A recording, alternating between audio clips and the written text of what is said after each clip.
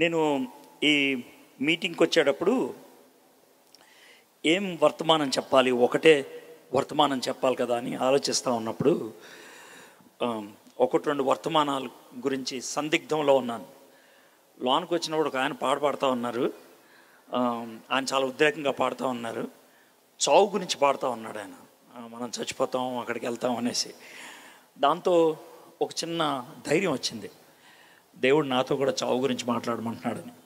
So ఈరోజు మనందరి జీవితంలో ఖచ్చితంగా ఉండేటువంటి విషయం, మనందరి జీవితంలో ఖచ్చితంగా ఉండేది చావు.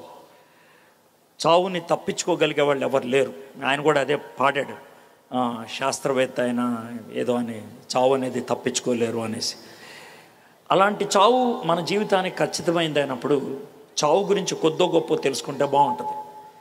మీకు వచ్చేటువంటి అనుమానం ఏంటంటే, చావు గురించి తెలుసుకునేది ఏముంటుందండి, చచ్చిపోతాం అంతే కదా అనేసి. ఒకవేళ చావే జీవితానికి అంతమైతే మనం బతకాల్సిన పని లేదు. మనలో చాలామంది చచ్చిపోతామే బెటరు. ఎందుకంటే మనకి జబ్బులు ఉన్నాయి, అప్పులు ఉన్నాయి, సంబంధ విభేదాలు ఉన్నాయి, సమస్యలు ఉన్నాయి. వాటన్నిటితో బతికా కంటే చచ్చిపోతే బెటర్ అనిపిస్తుంది. కానీ మనకి చావటానికి ఇష్టం ఉండదు. మనకి చావు అంటే కాస్త భయం ఉంటుంది. అలా చచ్చిపోతే ఏమవుతుందో అనేటువంటి తొందరపాటు ఉంటుంది. ఎందుకో తెలీదు. కానీ మొత్తానికి చావు గురించి అలాంటి ఆలోచనలు మనకున్నాయి. అయితే మొట్టమొదటిసారిగా చావు జీవితానికి అంతం కాదు అని రుజువు చేసినటువంటి డాక్టర్ గారు, అంటే ఒక శాస్త్రీయమైన పద్ధతిలో రుజువు చేసినటువంటి డాక్టర్ గారి పేరు Raymond moody. Raymond moody, RAYMOND, Raymond moody, MOODY, Raymond moody. ఎందుకింత విడమర్చి చెప్తున్నానంటే, నేను చెప్పేటువంటి మాటలకు మీకు యూట్యూబ్లో రుజువులు ఉంటాయి. మీలో కొంతమంది ఇంటర్నెట్ చూసేటువంటి అలవాటు ఉంది కదా, ఇటు చెప్పేది నిజమా కాదా తేల్చుకుందాం అనుకుంటే మీరు చెక్ చేసుకోవచ్చు. అందుకనే చెప్తున్నాను. నేను చెప్పే మాటలు ఒకవేళ రుజువు లేకపోతే అంగీకరించలేదు. ఈ రెండు కొంచెం ఆపేస్తారా? ప్రసంగానికి సింగినాదం అవసరం లేదు.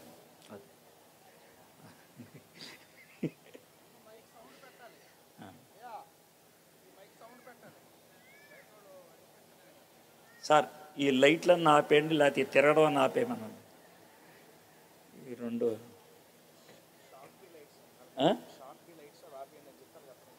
షార్ప్ బియా అదేందో అంటండి, ఆపేయండి సార్.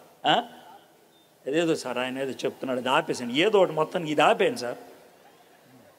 ఏం పేరో మనకు తెలియదు కానీ. నాయనా నువ్వు ఆపయా, నువ్వు కదా, ఏదో ఒకటి నొక్కుపడే.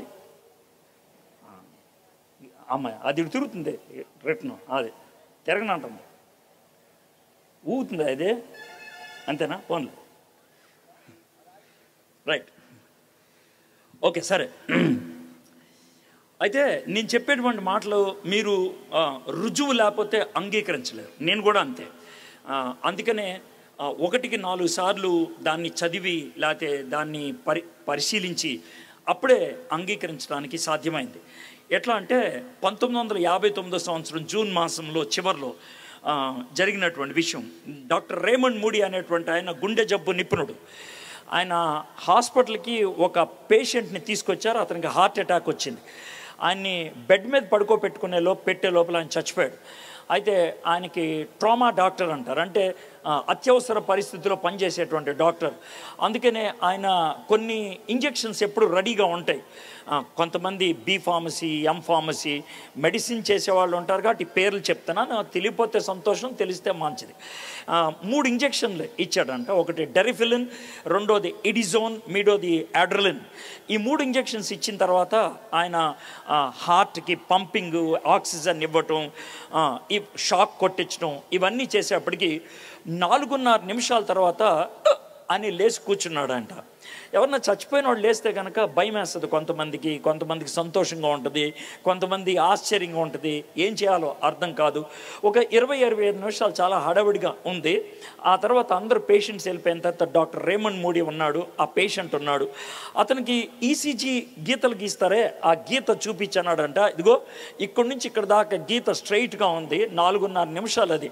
ఆ టైంలో నువ్వు చచ్చిపోయావు, నీ గుండె కొట్టుకోవట్లేదు, నువ్వు గాలి పీల్చట్లేదు, నీ బ్రెయిన్ పని చేయట్లేదు, నీ రక్త ప్రసరణ జరగట్లేదు, నువ్వు చచ్చిపోయావు. ఆ 4.5 నిమిషాల తర్వాత ఇప్పుడు మళ్ళీ బతికావు. అయితే ఆ 4.5 నిమిషాల్లో ఏం జరిగిందో నీకు ఏమన్నా గుర్తుందా అని అడిగితే వాడు ఆ 4.5 నిమిషాల్లో ఏం జరిగిందో చెప్పడానికి 40 నిమిషాలు పట్టిందంట. డాక్టర్కి అనుమానం వచ్చింది, వీడు చెప్పేది నిజమా కాదా, వీడు ఇంకేమన్నా కల్పించి చెప్తున్నాడా, ఏ విధంగా ఆలోచించాలి.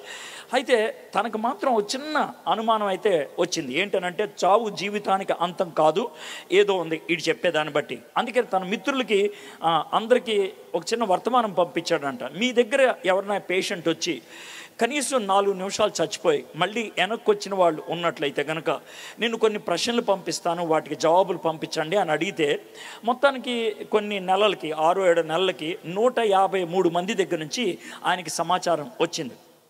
వీళ్ళలో ఒక ఆయన మెకన్జీ అని ఆయన 4 రోజులు చచ్చిపోయి వెనక్కి వచ్చాడు. మరి కొంతమంది 6 గంటలు 8 గంటలు ఇలాగా ఉన్నారు. అందుట్లో ఒక అతను వైజాగ్ అతను అని దాంట్లో ఉంటుంది, ప్రశాంత్ అనే ఆయన యాక్సిడెంట్లో ప్రాణం పోయి 4 గంటల తర్వాత మళ్ళీ వెనక్కి వచ్చాడు. అవి లిస్ట్ ఉన్నది, అది ఒక పుస్తకం రూపంలో ముద్రించాడు ఆయన. ఆ పుస్తకం పేరు life after death, Raymond moody. 7 పుస్తకాలు రాశాడు, అందులో తొలి పుస్తకం ఇది. అయితే ఆ 153 స్టోరీల్లో 13 స్టోరీలు తీసుకొని దూరదర్శన్ వాళ్ళు ఒక ధారావాహిక సీరియల్ చేశారు. దాన్నే హోనీ అన్హోనీ అంటారు. తర్వాత స్టార్ ప్లస్లో వేశారు. ప్రస్తుతం నెట్ఫ్లిక్స్లో ఉన్నది అది. నేను ఇంత సమాచారం ఎందుకు ఇస్తున్నానంటే నేనేమి మీ చెవులో పువ్వు పెడతలేదు, ఇది ఏదైతే సేకరించానో అదే చెప్తున్నాను అని అనటానికి ఈ మాటలు చెప్తున్నాను. అయితే రేమండ్ మూడీ ఈ 153 మంది యొక్క జీవితాలు, వాళ్ళ అనుభవాలు విన్న తర్వాత ఒక చాప్టర్ రాశాడు చివరిలో. దాంట్లో ఆయన ఏం రాశాడంటే వీళ్ళందరూ చెప్పిన దాన్ని బట్టి చచ్చిపోయినప్పుడు ఏమవుతుంది, చచ్చిపోయిన తర్వాత 4-5 నిమిషాలు ఏమవుతుంది, దాన్ని ఆయన రాయటం జరిగింది. ఆడ్రియన్ రోజర్స్ అనేటువంటి ఆయన ఒక గొప్ప ప్రసంగికుడు. అమెరికాలో 5 minutes ఆఫ్టర్ డెత్ అని ఒక ప్రసంగం చాలా పాపులర్ అయ్యింది. దాంట్లో కూడా ఈ విషయాలన్నిటిని కూడా పెడుతూ ఉంటాడు. సరే, వాళ్ళు చెప్పింది ఏంటనంటే మేము చచ్చిపోతున్నప్పుడు మాలోంచి మేము బయటకు వచ్చాం, మమ్మల్ని ఎవరో బాగా ఊపినట్లు అనిపించింది, మాలోంచి మేము బయటకు వచ్చి మమ్మల్ని మేము చూసుకోగలుగుతున్నాం, అద్దంలో చూసినట్లు. మా మీద పడి ఏడుస్తున్నారు, మాకు ఇంజక్షన్లు ఇస్తున్నారు, మాకు ఆక్సిజన్ అందించడానికి ప్రయత్నం చేస్తున్నారు. మేము చెప్తున్నాం వద్దు, మాకు బాగుంది ఇప్పుడు అని చెప్తున్నాం, కానీ వాళ్ళకి వినబడలేదు. వాళ్ళు మాత్రం అదే ప్రయత్నంలో ఉన్నారు. ఆ తర్వాత మమ్మల్ని ఎవరో బలవంతంగా ఒక టన్నల్లోకి లాగినట్లు, ఒక ట్యూబ్ లాగా ఉన్నది, దాంట్లోకి లాగినట్లయింది. దాంట్లో మేము కూర్చున్నాం, చీకటిగా ఉంది, వేగంగా వెళ్ళిపోయాం. ఎంత వేగంగా వెళ్ళామో తెలీదు, ఎంత దూరం వెళ్ళామో తెలీదు. ఆ ట్యూబ్ అవతలికి వెళ్ళింది 15 మందే. వాళ్ళు చెప్పిన మాటల అక్కడికి వెళ్ళినప్పుడు మహా వెలుగు ఉన్నది, అంత వెలుగు మా లైఫ్లో ఎప్పుడు చూడలేదు. ఆ వెలుగులో మాకు దేవుడు ఏం కనబడలేదు, దేవదూతలు ఏం కనబడలేదు, దెయ్యాలు ఏం కనబడలేదు, ఆకారాలు ఏం కనబడలేదు, కానీ స్వరం మాత్రం వినబడింది. దాంట్లో 2 ప్రశ్నలు మమ్మల్ని అడిగారు. ఒకటి, నీ జీవిత అర్థం నీకు తెలుసా, do you know the meaning of your life? రెండోది, నేను నిన్ను నిష్పక్షపాతంగా ప్రేమిస్తున్నట్లు నువ్వు ఇతరులను ప్రేమించగలుగుతున్నావు. Have you started loving unselfishly as I loved you? ఈ 2 ప్రశ్నలు అడిగిన తర్వాత మేము వెనక్కి వచ్చేసాం అని చెప్పారు. ఏది అయినప్పుడు కూడా ఇంత లాంగ్ స్టోరీ మీకు ఎందుకు చెప్పామని అంటే, ఒక శాస్త్రీయ పద్ధతిలో మరణం జీవితానికి అంతం కాదు అని ఒక డాక్టర్ గారు రుజువు చేయటం అయ్యింది. దీంతో మనకి పక్కా అర్థమవుతుంది మరణం జీవితానికి అంతం కాదు, మరణం తర్వాత ఏదో ఉన్నది అని. మరణం తర్వాత జీవితం ఉన్నది అని నమ్మే వాళ్ళు అందరినీ కూడా 2 గుంపులు చేయొచ్చు. 2 గుంపులు. ఒక గుంపు ఇలా ఆలోచిస్తారు, ఇంకో గుంపు ఇలా ఆలోచిస్తారు. ఈ 2 గుంపుల్లో ఒక గుంపు ఏమైనా ఆలోచిస్తారంటే మరణం తర్వాత జీవితం ఒక స్ట్రైట్ లైన్, ఒక తిన్నని గీతలాగా ఉంటుంది అని నమ్ముతారు. రెండో గుంపు వాళ్ళు లేదు, గుండ్రంగా చక్రంలాగా తిరుగుద్ది అని అంటారు. తిన్నంగా వెళ్తుంది అని నమ్మేవాళ్ళు 3 మతాలు ప్రాముఖ్యంగా. మొదటిది యూదా మతం, రెండోది క్రైస్తవ్యం, మూడోది ఇస్లాం మతం. వీళ్ళు నమ్మేది మనిషి ఒకసారి పుడతాడు, ఓసారి చచ్చిపోతాడు, ఆ తర్వాత నిత్యత్వంలోకి వెళ్ళిపోతారు. అది మంచో చెడో, పైకో కిందకో, వెలుగో చీకటో, దేవుడి దగ్గరో లేకపోతే నరకంలోనో తెలీదు. అయితే ఒకే చోట వాళ్ళు ఉంటారు. ఇది స్ట్రైట్ లైన్. అయితే గుండ్రంగా తిరుగుద్ది అని నమ్మేవాళ్ళు 3 మతాల వాళ్ళు హైందవులు, బౌద్ధ మతస్థులు, జైన్ మతస్థులు. వాళ్ళు నమ్మేది ఏంటంటే మానవుడు పుడతాడు, చచ్చిపోతాడు, వాడి యొక్క పాపపుణ్యాన్ని బట్టి తర్వాత జీవితం ఉంటుంది, మళ్ళీ పుడతాడు, ఆ తర్వాత పాపపుణ్యాన్ని బట్టి తర్వాత ఉంటుంది జీవితం. ఆ విధంగా జీవిత చక్రములో తిరుగుతూ ఉంటాడు. ఇది వాళ్ళు నమ్మేది. అయితే ఈ రెండిట్లో ఒకటే రైట్ అవుతుంది, 2 రైట్ అవ్వలేవు. ఈ రెండిట్లో ఒకటే సబబు. ఈ రెండిట్లో ఏది అంగీకరించగలుగుతాం, ఏది సబబుగా అనిపిస్తుంది? మీరు నన్ను అడగొచ్చు, సార్ మీరేం నమ్ముతారు అనేది. నేను ఖచ్చితంగా స్ట్రైట్ లైన్ నమ్ముతాను. అది ఎందుకు నమ్ముతారు? గుండ్రాన్ని ఎందుకు నమ్మరు? అది మీకు వచ్చేటువంటి ప్రశ్న. ఇది ఎందుకు నమ్మనో చెప్తా, అది ఎందుకు నమ్ముతానో కూడా చెప్తా. ఇది ఎందుకు నమ్మను అని అంటే కనుక, నేను వాళ్ళని అడిగినటువంటి కొన్ని ప్రశ్నలకు నాకు జవాబు ఇవ్వలేకపోయారు వాళ్ళు, సరైనటువంటి జవాబు. మొదటి ప్రశ్న ఏంటి అని అంటే, సరే ఈ లోకంలో పాపపుణ్యాలు ఉన్నాయి, ఏది ఎక్కువ ఉంది? పాపమే ఎక్కువ ఉంది. పాపం పేటరైపోతున్నటువంటి ఈ ప్రపంచంలో ఏది ఎక్కువ ఉండాలి, ఏది తక్కువ ఉండాలి? ఏది ఎక్కువ ఉండాలి అని అంటే కనుక పాపం ఎక్కువ అవుతుంది కాబట్టి జంతువులు ఎక్కువైపోవాలి, పక్షులు ఎక్కువైపోవాలి, చెట్లు ఎక్కువైపోవాలి. ఎందుకంటే పాపపుణ్యంలో పాపం ఎక్కువైతే తర్వాత జీవితంలో కుక్క అవ్వచ్చు, పిల్ల అవ్వచ్చు, ఈగ అవ్వచ్చు, దోమ అవ్వచ్చు, లేకపోతే ఏనుగు అవ్వచ్చు, లేకపోతే సముద్రంలో చేప అవ్వచ్చు. ఇంకా చెడ్డ జీవితం అయితే ఒక వేప చెట్టు అవ్వచ్చు, మామిడి చెట్టు అవ్వచ్చు, కొబ్బరి చెట్టు అవ్వచ్చు, లేకపోతే ఒక గడ్డి అవ్వచ్చు.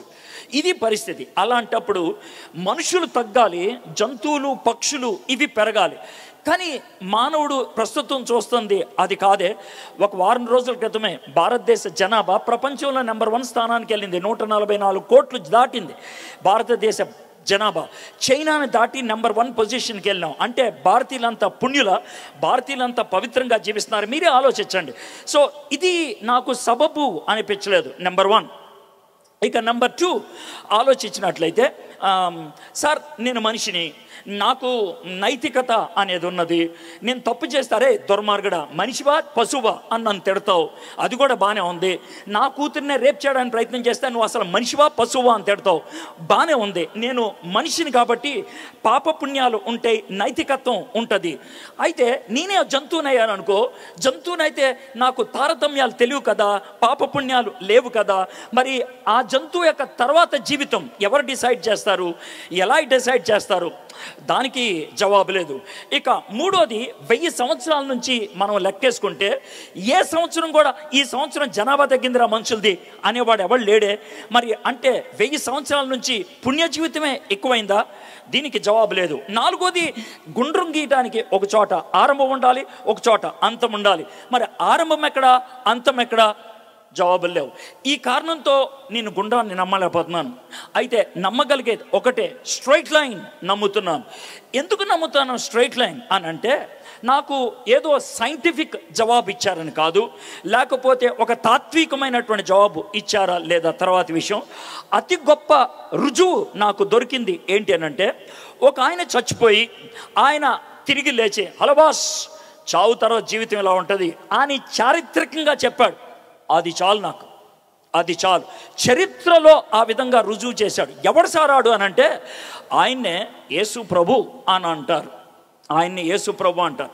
సో ఆయన్ని బట్టి నేను నమ్ముతున్నాను పునరుద్ధానం ఉన్నది అని. పునర్జన్మ కాదని నేను నమ్మేది, పునరుద్ధానాన్ని నమ్ముతాను. నేను నిత్యత్వంలోకి వెళ్ళిపోతాను. మంచో చెడో, పైకో కిందకో, పరలోకమో నరకమో, whatever it is, it's eternity. అది నిత్యత్వం. అది నాకు అర్థమైంది. ఓకే, అంత సింపుల్గా చెప్పి వదిలేస్తే కుదరదు కదా. దీనికి ఏమన్నా రుజువు ఇవ్వగలవా? ఇది మీరు అడిగేటువంటి ప్రశ్న. ఆ రుజువే మీకు ఇవ్వడానికి ప్రయత్నం చేస్తాను. అయితే ఆ రుజువు ఇవ్వడానికి ముందు ఒక చిన్న మీకు డెమాన్స్ట్రేషన్ చేస్తానంటే, డెమాన్స్ట్రేషన్ అంటే మీ ముందు ఓ చిన్న సన్నివేశాన్ని చూపించి దాంట్లోంచి నేను ఈ రుజువు బైబిల్లోంచి మీకు ఇవ్వడానికి ప్రయత్నం చేస్తాను. ఎందుకంటే యేసు ప్రభు గురించి రాసింది బైబిల్లో కాబట్టి, యేసు ప్రభు మాటలు, యేసు ప్రభు చేతలు, యేసు ప్రభు బోధలు, యేసు ప్రభు యందు విశ్వాసం ఉంచడానికి కావలసిన హేతు బైబిల్ ఇస్తుంది. కాబట్టి నేను బైబిల్లోంచి వర్తమానం ఇస్తాను, దాంట్లో ఎటువంటి అనుమానం లేదు. ఆ వర్తమానం శాస్త్రీయమైనదా? ఆ వర్తమానము ఈ లోకములో న్యాయబద్ధమైనదా? ఈ లోకములో లాజికల్ తాత్వికమైనదా? ఈ లోకంలో అనుభవపూర్వకమైనదా? 3 విషయాలు చెప్తున్నా. ఒకటి చారిత్రకమైనదా, రెండోది తాత్వికమైనదా, మూడోది అనుభవపూర్వకమైందా. చారిత్రకమైందా అంటే రుజువు ఉన్నదా, తాత్వికమైందా అంటే అరే అది నమ్మదగిందేనా, అనుభవపూర్వకమైందా అంటే అది నాకు వర్తిస్తుందా. ఈ మూడు ఉన్నప్పుడే సత్యం అంటాం. అయితే ఆ 3 ఎలా ఉంటాయో చూద్దాం. ఒకవేళ నేను ఈ విధంగా ఒక క్లాత్, ఒక బట్ట కప్పేసి నా చేతిలో ఏముందో మీకు తెలుసా అని అంటే మాకు తెలియదు సార్, మీరు ఈ కర్టన్ తీయండి సార్ మాకు తెలుసుద్ది అంటారు. ఈ కర్టన్ తీయటాన్నే ఏమంటారంటే రెవల్యూషన్, ప్రత్యక్షత, తెర తీయుట అని అంటారు. పూర్వకాలంలో మనకి నాటకాలు ఉండేవి. నాటకాలు ఉన్నప్పుడు ఇంత స్టేజ్ ఉంటుంది, ఆ స్టేజ్ ముందు కర్టన్ ఉంటుంది, వెనకాల సెట్టింగ్ అంతా వేసుకున్న తర్వాత కర్టన్ తీస్తారు. ఆ కర్టన్ తీయటాన్నే తెర తీయటం అని అంటారు. అయితే తెర తీయాలి, తెర తీస్తే మనకి లోనేముందో తెలుసుద్ది, దాన్ని చరిత్ర అని అంటారు. అయితే తెర తీసినప్పుడు నువ్వు కళ్ళు మూసుకున్నావు అనుకో, అప్పుడు నీకు కనబడదు. తెర తీసినప్పుడు కళ్ళు మూసుకోవటం అనేది బాగా అర్థం అవ్వాలంటే గ్రూప్ ఫోటో తీసేటప్పుడు 6 అడుగులు ఉంటే కనుక అందుట్లో ఎవడైనా షట్టర్ నొక్కినప్పుడు అంటే బటన్ నొక్కినప్పుడు కన్ను మూసుకుంటే ఆడు కన్ను మూసుకున్నాడు రా అని అంటారు. అలాగా కళ్ళు మూసుకుంటే పనిచేయదు. సో మొదటిది తెర తీయాలి, అది చరిత్ర. రెండోది కళ్ళు తెరుచుకోవాలి, అది జ్ఞానం, అది తాత్వికంగా మనకి అర్థం చెప్పడం. అయితే ఒకవేళ నేను ఈ మొబైల్ని చూపిస్తే, ఒకవేళ కొండల్లో ఉన్న వాళ్ళు, నాగరికత అంటే ఏంటో తెలియనటువంటి వాళ్ళు, సరిగ్గా బట్టలు వేసుకునేటువంటి వాళ్ళు, ఇది చూపిస్తే వాళ్ళు అడిగే ప్రశ్న ఏంటి తెలుసా, సార్ ఇదేంటి సార్ అని అంటారు. అప్పుడు వాడికి వివరించాలి, ఇది మొబైల్ అంటావు అంటే ఏంటి సార్, దీంట్లో మాట్లాడితే ఎక్కడో ఉన్న వ్యక్తికి అది వినబడుతుంది, ఎలా సార్ అని వాడు రకరకాల ప్రశ్నలు వేయచ్చు, కొంచెం టైం పట్టుద్ది. ఈ 3 జరిగిన తర్వాత ఇదేంటో మనం చెప్పగలుగుతాం. ఈ 3 జరిగిన తర్వాత, ఈ 3లో మొదటిది తెర తీయటం, రెండోది కళ్ళు తెరుచుకోవటం, మూడోది మనసుకి అర్థమయ్యేటట్లు చేయటం. ఈ 3 జరగాలి. అయితే ఈరోజు బైబిల్లోంచి యేసు ప్రభు తిరిగి లేచాడా, నువ్వేదో పెద్ద చెప్పావు కదా, ఆయన తిరిగి లేచాడు ఆయనకి సింగిల్ మాటతో నేను నమ్ముతున్నాను అన్నావు కదా, ఆయన తిరిగి లేచాడా, దానికి చారిత్రకమైనటువంటి ఆధారం ఉన్నదా, అది నమ్మదగిందేనా, అంగీకారానికి యోగ్యమైందేనా, నువ్వు చెప్పేది నిజమా అబద్ధమా తేల్చుకోవచ్చా, అది రెండోది. మూడోది అది నాకు వర్తిస్తుందా, అది నాకు అనుభవపూర్వకం అవుతుందా. ఈ 3 మీరు అడుగుతారు. అందుకనే ఆ 3టికి జవాబిచ్చేటువంటి బైబిల్లో ఉన్నటువంటి ఒక అధ్యాయం మీతో కలిసి ఈ సాయంత్రం ధ్యానం చేస్తాను. లూకాసు వార్త 24వ అధ్యాయం. బైబిల్ తెచ్చుకున్నవాళ్ళు బయట రోడ్డు మీద కొంతమంది వింటూ ఉన్నారు, మీకు లూకాసు వార్త 24వ అధ్యాయం తెలియపోవచ్చు. కాకపోతే దాంట్లో 3 ప్రాథమికమైనటువంటి స్టోరీస్ ఉంటాయి, 3 సన్నివేశాలు ఉంటాయి. ఆ 3 సన్నివేశాల నుంచి ఈరోజు మీకు మాట్లాడతాను. మీకు బైబిల్ ఉన్నా లేకపోయినా, జీవితంలో ఇదే మొదటిసారి వింటున్నా, మీకు అర్థమయ్యేటట్లు చెప్పడం అనేది నా యొక్క బాధ్యత. నేను ఏదో ఒక క్రైస్తవుడిగా క్రైస్తవ బోధ నేను చేయట్లేదు, నేను ఒక క్రైస్తవుడిగా క్రైస్తవ బోధ చేయట్లేదు.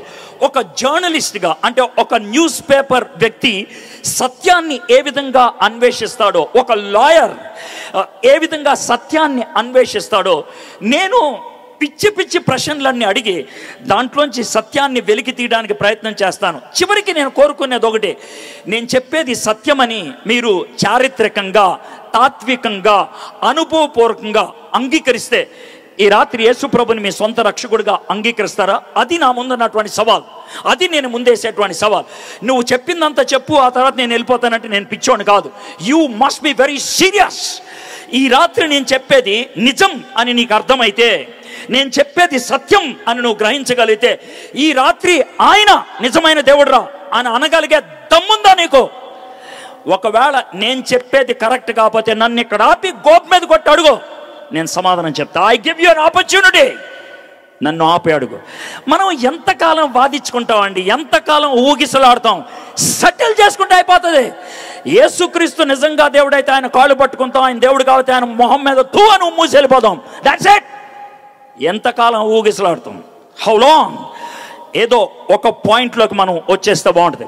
లూకాసు వార్త 24వ అధ్యాయంలో ఇప్పుడు నేను కర్టన్ తీయటం, కళ్ళు తీయటం, తర్వాత అర్థమయ్యేటట్లు చేయటం అన్న దానికి ఆ లూకాసు వార్త 24వ అధ్యాయంలో 3 వచనాలు నేను చదివి వినిపిస్తాను. అది నా ప్రాముఖ్యమైనటువంటి అవుట్లైన్. ఆ అవుట్లైన్ బేస్ చేసుకొని నేను ఆ 24వ అధ్యాయానికి 53 వచనాలు ఉంటాయి.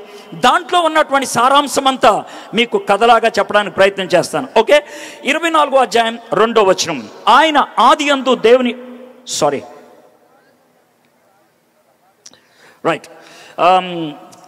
సమాధి ముందర ఉండిన రాయి దొర్లింపబడి ఉండుట చూచి లోపలికి వెళ్ళిరి. సమాధి ముందర ఉండిన రాయి దొర్లింపబడి ఉండుట చూచి లోపలికి వెళ్ళిరి. నేను ఇందాక మొదట కట్టం తీశాను. ఇక్కడ జరిగింది రాయి దొర్లించబడింది.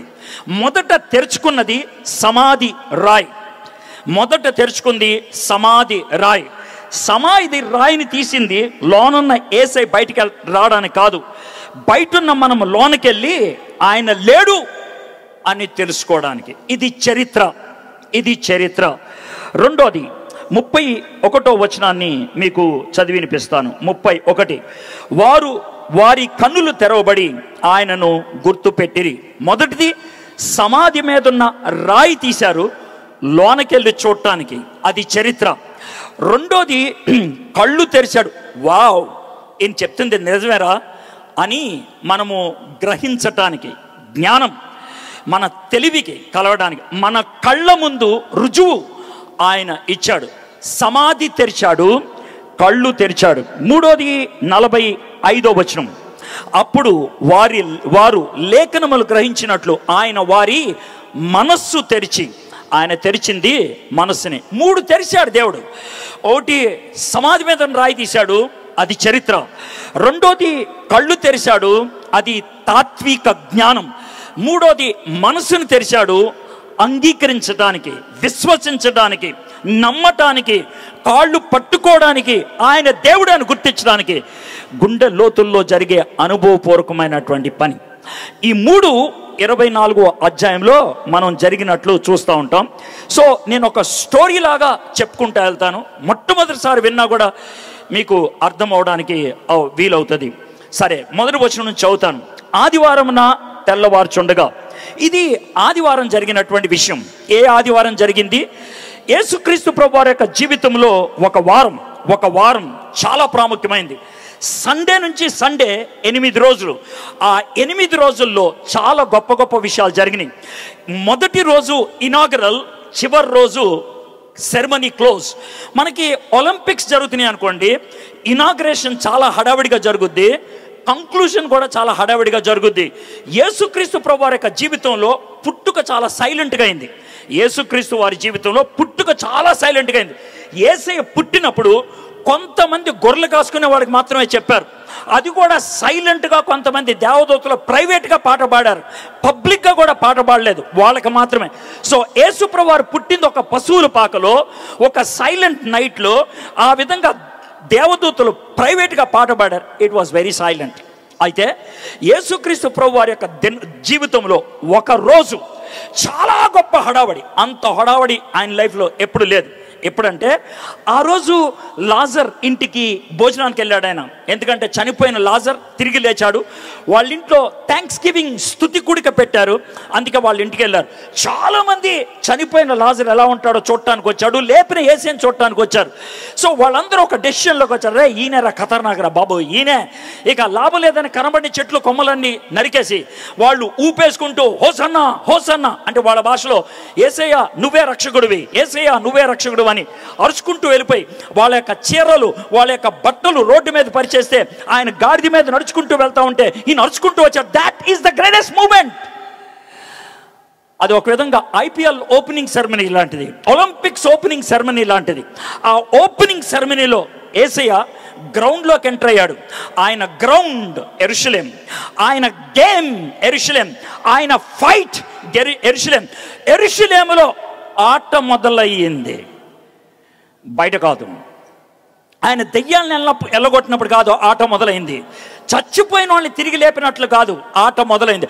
ఆట మొదలైంది యెరూషలేములో ఎంటర్ అయినప్పుడు. 4 రోజుల తర్వాత ఆయన మీద FIR ఫైల్ చేశారు, ఆయన లోన్ వేశారు. నైట్ ఆయనకి నాన్ బెయిలబుల్ వారెంట్ ఇచ్చేశారు. బయటికి రావడానికి వీల్లేదని కోర్టు తర్వాత కోర్టు 3 కోర్టులు తిప్పారు. ఒక్క కోర్టుకి 2 సార్లు తిప్పారు. ఆయన మీద వాళ్ళు ఏ నేరం మోపలేపారు. కుదరదు, ఈ నేసేయాలి. పొలిటికల్ ప్రెషర్ వచ్చింది. ఆ పొలిటికల్ ప్రెషర్ మధ్య ఆ జడ్జి గారు, ఆయన పేరు పిలాతయ్య అనేటువంటి జడ్జి గారు ఈ విధమైన జడ్జిమెంట్ ఇచ్చాడు. ఈయనలో ఏ దోషం లేదు, మీరు అడుగుతున్నారు కాబట్టి లేపేయండి అని. యేసుక్రీస్తు ప్రభు వారిని సిలువ మీద ఎక్కి చంపించేశారు. ఇది ఫ్రైడే జరిగింది. సిలువ మరణం అనేది త్వరగా రాదు. సిలువ మీద ఎక్కించినప్పుడు 2 చేతులకి తాళ్ళు కడతారు. కొద్ది మందికి మాత్రమే మేకులు కొడతారు. యూజువల్గా ఎవరికైనా తాళ్ళు కడతారు, కొద్ది మందికి మాత్రమే మేకులు కొడతారు. యేసుక్రీస్తు ప్రభు వారికి మేకులు కొట్టారు. ఎవరి నెత్తి మీద ముళ్ళ కంప పెట్టరు, కానీ యేసయ్య నెత్తి మీద ముళ్ళ కంప పెట్టారు. ఎవరిని కూడా కొరడతో కొట్టరు, కానీ యేసయ్యను కొరడతో కొట్టారు. ఎవరిని కూడా వాళ్ళ సిలువ మోయమనరు, యేసయ్య మాత్రం మోసాడు. ఇది యూజువల్ కాదు. యూజువల్గా అందరికీ జరిగినట్లు ఈయనకి జరగలేదు. ప్రత్యేకమైనగా ఈయన్ని ఎక్కువ శ్రమ పెట్టి గొల్గొతా కొండెక్కించి సిలువ ఎక్కించారు. పొద్దున 9 గంటలకి సిలువ ఎక్కించడం కార్యక్రమం అయిపోయింది. 3 గంటలకు కొంతమంది నాయకులు మళ్ళీ పిలాతయ్య దగ్గరికి వెళ్ళారు. అయ్యగారు ఏంట్రా వచ్చారు? సార్ ఆయన పోయాడు సార్. అదేంట్రా పొద్దున్నే కదరా సిలువ వేసింది, 6 గంటల్లో చచ్చిపోవటం ఏంట్రా? వెళ్ళి చెక్ చేయండి రా సరే, ఆయన నిజంగా చచ్చాడో లేదో, ఒకవేళ చావుపోతేదో పెద్ద గొడవరా. సార్ ఆయన సిలువ మీద ఉన్నాడు సార్. సిలువ మీద ఉంటే ఏమైంది, మీరు చెక్ చేయాలి వెళ్ళి సరే అని అంటే ఓకే సార్ వెళ్తాం అని అన్నారు. వాళ్ళు సిలువ మీద ఉన్నటువంటి యేసయ్య ఎలా చెక్ చేయాలి అర్థం కాలేదు. వాళ్ళు ఆలోచించి వాళ్ళకున్నటువంటి ఒక పద్ధతి ప్రకారం పొడవైనటువంటి ఈట ఒకటి తీసుకొచ్చి 4వ పక్కటెముకు 5వ పక్కటెముకు ఆ 2 మధ్యలోంచి పొడిచారు. నాకు తెలుసు నేను అలా చెప్తే మీలో కొంతమందికి వచ్చే రియాక్షన్, ఈడేదో అక్కడుండి మొబైల్లో ఫోటో తీసి మాట్లాడినట్లు 4, 5 అంటున్నాడు రా, ఈడు మన చెవులో పెద్ద పువ్వు పెట్టేస్తున్నాడు రా అనే బ్యాచ్ ఉండొచ్చు. నాకు తెలుసు అలా అంటారని. అయితే నేను ఎందుకన్నానో కూడా చెప్తాను. నేను ఎందుకని బుర్ర అన్నప్పుడు ఎవడైనా ఎక్కడ పెడతాడు, బుర్ర లేదా అని ఇక్కడ పెట్టడు. అంటే బుర్ర ఇక్కడ ఉండదని మనకు తెలుసు. అదేవిధంగా మానవ శరీరంలో నీళ్లు ఎక్కడ ఉంటాయి? నీళ్ళంటే మరి అదే చెప్తున్నా. వాళ్ళు పొడిసి ఈటను బయటికి లాగితే యోహాను సువార్త 19వ అధ్యాయం 35, 36 వచనాల ప్రకారం బయటికి రక్తము నీళ్లు వచ్చింది అని అన్నారు. బయటికి రక్తము నీళ్ళు ఎక్కడి నుంచి వస్తాయి? కేవలం ఇక్కడే వస్తాయి. ఎందుకు సార్ అంటే ఈ 2 మధ్యన 4, 5 పక్కటెముకలు ఉండేటువంటి భాగంలో ఇక్కడ ఒక సంచి ఉంటుంది. సంచి అంటరా పనికి మాలనోడా, లోన సంచి ఉంటుంవేంట్రా అని మీలో కొంతమంది అనుకోవచ్చు. మరి నేనేం చేయను, మనకు ఒక సంచి ఉంది. ఆ సంచికి డాక్టర్లు పెట్టే పేరు పెరికార్డియం. పెరి అన్న మాటకు అర్థం బయట, కార్డియో అంటే గుండెకాయ బయట ఉండేటువంటి ఒక సంచి. ఆ సంచిలో 6 లీటర్ నీళ్లు ఉంటాయి. ఎందుకుంటే ఆ నీళ్లు దాని మధ్యన మన గుండెకాయ ఉంటుంది. అది కొట్టుకున్నప్పుడు దానికి ప్రొటెక్షన్ దేవుడు మన సృష్టిలో మనకిచ్చినటువంటి దివ్యమైంది. అయితే దాన్ని పొడిచి బయటికి లాగితే ఆ పెరికార్డియంలో ఉన్నటువంటి నీళ్లు వచ్చినాయి. దాంట్లోకి రక్తపు ముక్కలు వచ్చి పడ్డాయి. రక్తము నీళ్ళల్లో కలవలేదంటే రక్తము ఇరిగిందని అర్థం. రక్తము ఇరిగిందంటే మనిషి పోయాడని అర్థం. అది వాళ్ళ యొక్క కంక్లూషన్. గోడెట్ అందుకనే వాడు చచ్చాడన్నారు. ఒకవేళ సార్ వాళ్ళకి సైన్స్ తెలియదు కదా, ప్రస్తుతం ఉన్న డాక్టర్లను అడుగుదాం. సార్ ఏమండి పెరికార్డియంని పొడిచి బయటికి లాగితే నీళ్ళు వస్తాయా, నీళ్ళల్లో రక్తపు ముక్కలు ఉంటాయా అని అడిగితే వాళ్ళు ఇచ్చే జవాబు ఏంటి తెలుసా? బాబు మాకు ఒక సబ్జెక్ట్ ఉంటుంది, దాన్ని ఫోరెన్సిక్ సైన్స్ అని అంటాం. ఈ సబ్జెక్ట్ ఎందుకు చదువుతాం తెలుసా? పోస్ట్ మార్టం కేసులో విషయాలు తెలుసుకోవడానికి. ఒకవేళ గుండెకాయ దగ్గర కోసి పెరికార్డియంలో రక్తపు ముక్కలు ఉంటే మేము చెప్పేటువంటి మాట ఒకటే, రిపోర్ట్లో రాసే మాట ఒకటే, ఈ వ్యక్తి హార్ట్ అటాక్ వచ్చి లేదా హార్ట్ ఫెయిల్ అయ్యి చచ్చిపోయాడని. సార్ హార్ట్ అటాక్ వచ్చినా హార్ట్ ఫెయిల్ వచ్చినా అయినా పెరికార్డియం సంచులోకి రక్తపు ముక్కలు వచ్చి పడతాయా? ఎస్, అప్పుడు ఒక్కసారే పడతాయి, ఇంకెప్పుడు పడవు. సో యేసయ్య చచ్చిపోయాడు శుక్రవారం 3ంటికి. సో ఆయన కోసం 2 వచ్చారు. సార్ చచ్చిపోయాడు కదా సార్, ఆయన బాడీ ఇచ్చేసాను సార్, మేము పాతెట్టుకుంటాం అని అన్నారు. వాళ్ళిద్దరు కొంచెం పాపులారిటీ ఉన్నవాళ్ళు, సెలబ్రిటీసు, కొంచెం పేరున్న వాళ్ళు, కొంచెం పొలిటికల్గా హడావుడి చేసేవాళ్ళు. బాడీ ఇచ్చేశారు. వాళ్ళు గబగబా యేసుప్రభుని పాతి పెట్టడానికి వెళ్ళిపోయారు. వాళ్ళు పాతి పెట్టడానికి ఏం చేస్తారంటే 9 అడుగులు పొడవు 3 అడుగులు వెడల్పున్న ఒక దుప్పటి మధ్యలో యేసయ్యను పడుకోబెట్టి సమోసా చుట్టినట్లు చుట్టేసి పైన మనం ఫెవిక్విక్ పెడతాం కదా, ఫెవిక్విక్ పెట్టిన ఒక 5 నిమిషాలకి అది ఎండిపోతే అతుక్కుపోద్ది కదా. వీళ్ళు పైన బట్ట పైన బోళము దాన్ని మాయర్ అంటారు, మాయర్ ఇంగ్లీష్లో. ఆ బోళము అనే దాన్ని పోస్తారు ద్రవం. అది 15 నిమిషాలకి గడ్డ కట్టేస్తుంది. పైనుంచి కింద దాకా సిమెంట్ కట్టేసినట్లు అయిపోతుంది అనమాట. ఆ విధంగా అయిన తర్వాత యేసు ప్రభుని గబగబా సమాధిలో పెట్టేసి బయటకు వచ్చేసారు. సార్ ఇందాక నుంచి గబగబా అంటున్నారు, ఎందుకు సార్ అంటే ఉంది దాని వెనకాల కారణం ఏంటి అని అంటే కొంచెం బ్యాక్గ్రౌండ్లోకి వెళ్ళాలి. మనం టైంని బట్టి మాట్లాడేవాళ్ళం. టైము చాలా అయిపోయింది అని అన్నారు. ఈసారే 2000 సంవత్సరాల క్రితం ఉంటే కనుక టైం అయిపోయింది అని ఉండేవాడు కాదు, చచ్చిపోయారు ఇప్పుడు అని అంటారు. ఎందుకంటే సాయంత్రం 7 అయితే ఎవడు రాడు బయటికి. ఇప్పుడు మనమైతే వస్తాం, ఎందుకంటే మనకి గడియారం బట్టి టైం లెక్కలోకి వస్తుంది, గడియారాన్ని బట్టి. వాళ్ళకి గడియారాన్ని బట్టి కాదు, సూర్యుడిని బట్టి. మనకి గడియారాన్ని బట్టి రాత్రి 12 గంటలకి హ్యాపీ బర్త్డే చెప్తాం, రాత్రి 12 గంటలకి హ్యాపీ న్యూ ఇయర్ చెప్తాం. కానీ ఆ కాలం సూర్యుడిని బట్టి మాట్లాడతాడు. సూర్యుడు కిందకి దిగితే రోజు అయిపోయింది, సూర్యుడు కిందకి దిగితే రోజు అయిపోయింది. సో సాయంత్రం 6 నుంచి పొద్దున్న 6 దాకా రాత్రి, పొద్దున్న 6 నుంచి సాయంత్రం 6 దాకా పగలు. ఒక రాత్రి ఒక పగలు అయితే కనుక ఒక రోజు. సార్ ఇది యూదులకేనా అంటే కాదు, ప్రపంచమంతా అదే పద్ధతి. ఎలాగూ అని అంటారేమో. మనం పూర్వీకులు ఒక కార్యం జరిగినప్పుడు ఎవరైనా ఇంటికి వెళ్తే వాళ్ళు ఉపయోగించే పదం ఏంటి తెలుసా? 3 రోజులు ఉండండి అని చెప్పరు, 3 నిద్రలు తీసి వెళ్ళిపోండి అంటారు. అంటారు లేదా? ఎందుకంటారు ఆ మాట? 3 నిద్రలు చేయండి, 3 రాత్రులు ఉండండి ఇక్కడ. వాయ్? పెళ్ళైన తర్వాత 3 రాత్రులు వాయ్? ఎవరన్నా దినం కార్యక్రమంకి వెళ్తే 3 నిద్రలు చేయాలి వాయ్? ఎందుకు అని అంటే 3 రోజులు ఉండాలి. 3 రాత్రులు అయితే 3 రోజులు అయినట్లు. ప్రపంచమంతా అదే పద్ధతి. That's it. సో యూదులకి శుక్రవారం సాయంత్రం 6 గంటలకి శనివారం స్టార్ట్ అవుద్ది. శనివారం సబ్బాతు. అంటే ఏంటి సార్ అంటారు, ఏదో బాతు. వాళ్ళకి సబ్బాత్ అంటే చాలా జాగ్రత్తగా ఉండేది, పవిత్రంగా ఉండేది. ఆ రోజు పని చేయకూడదు, శవాన్ని ముట్టుకోకూడదు. అందుకనే 5:30 లోపల భూస్థాపన కార్యక్రమం అయిపోవాలి, 6 గంటల లోపల స్నానం చేసి ఇంటికి వచ్చేయాలి. ఇది పరిస్థితి. అందుకనే గబగబా పూర్తి చేశారన్న. శుక్రవారం ఆయన్ని సమాధిలో పెట్టారు. శుక్రవారం సాయంత్రం శనివారం స్టార్ట్ అయింది. శనివారం పొద్దున్న 6 గంటలకి పెద్దోళ్ళంతా ఫిలాయితాయి దగ్గరికి వెళ్ళారు. ఏరా పోయాడు కదా ఆయన, సమాధి కూడా చేశారు కదా, మళ్ళీ ఎందుకు వచ్చారు అంటే, అయ్యగారు ఈడు బతుకున్నప్పుడు ఓ డైలాగ్ వేశారు సార్. ఏమన్నాడు రా డైలాగు? సార్ ఆయన ఏమన్నాడంటే, మీరు నన్ను ఎరగబాతారా, నన్ను సిలివెక్కిస్తారా, నన్ను చంపుతారా, నన్ను పాతి పెడతారా, బస్తీ మీద సవాల్ నేను 3వ దాన్ని తిరిగిలేస్తా అన్నాడు సార్. ఆడు అన్నాడు సార్, ఆడు బతుకున్నప్పుడు అన్నాడు. ఆడు లేస్తాడో లేదో మాకు తెలీదు.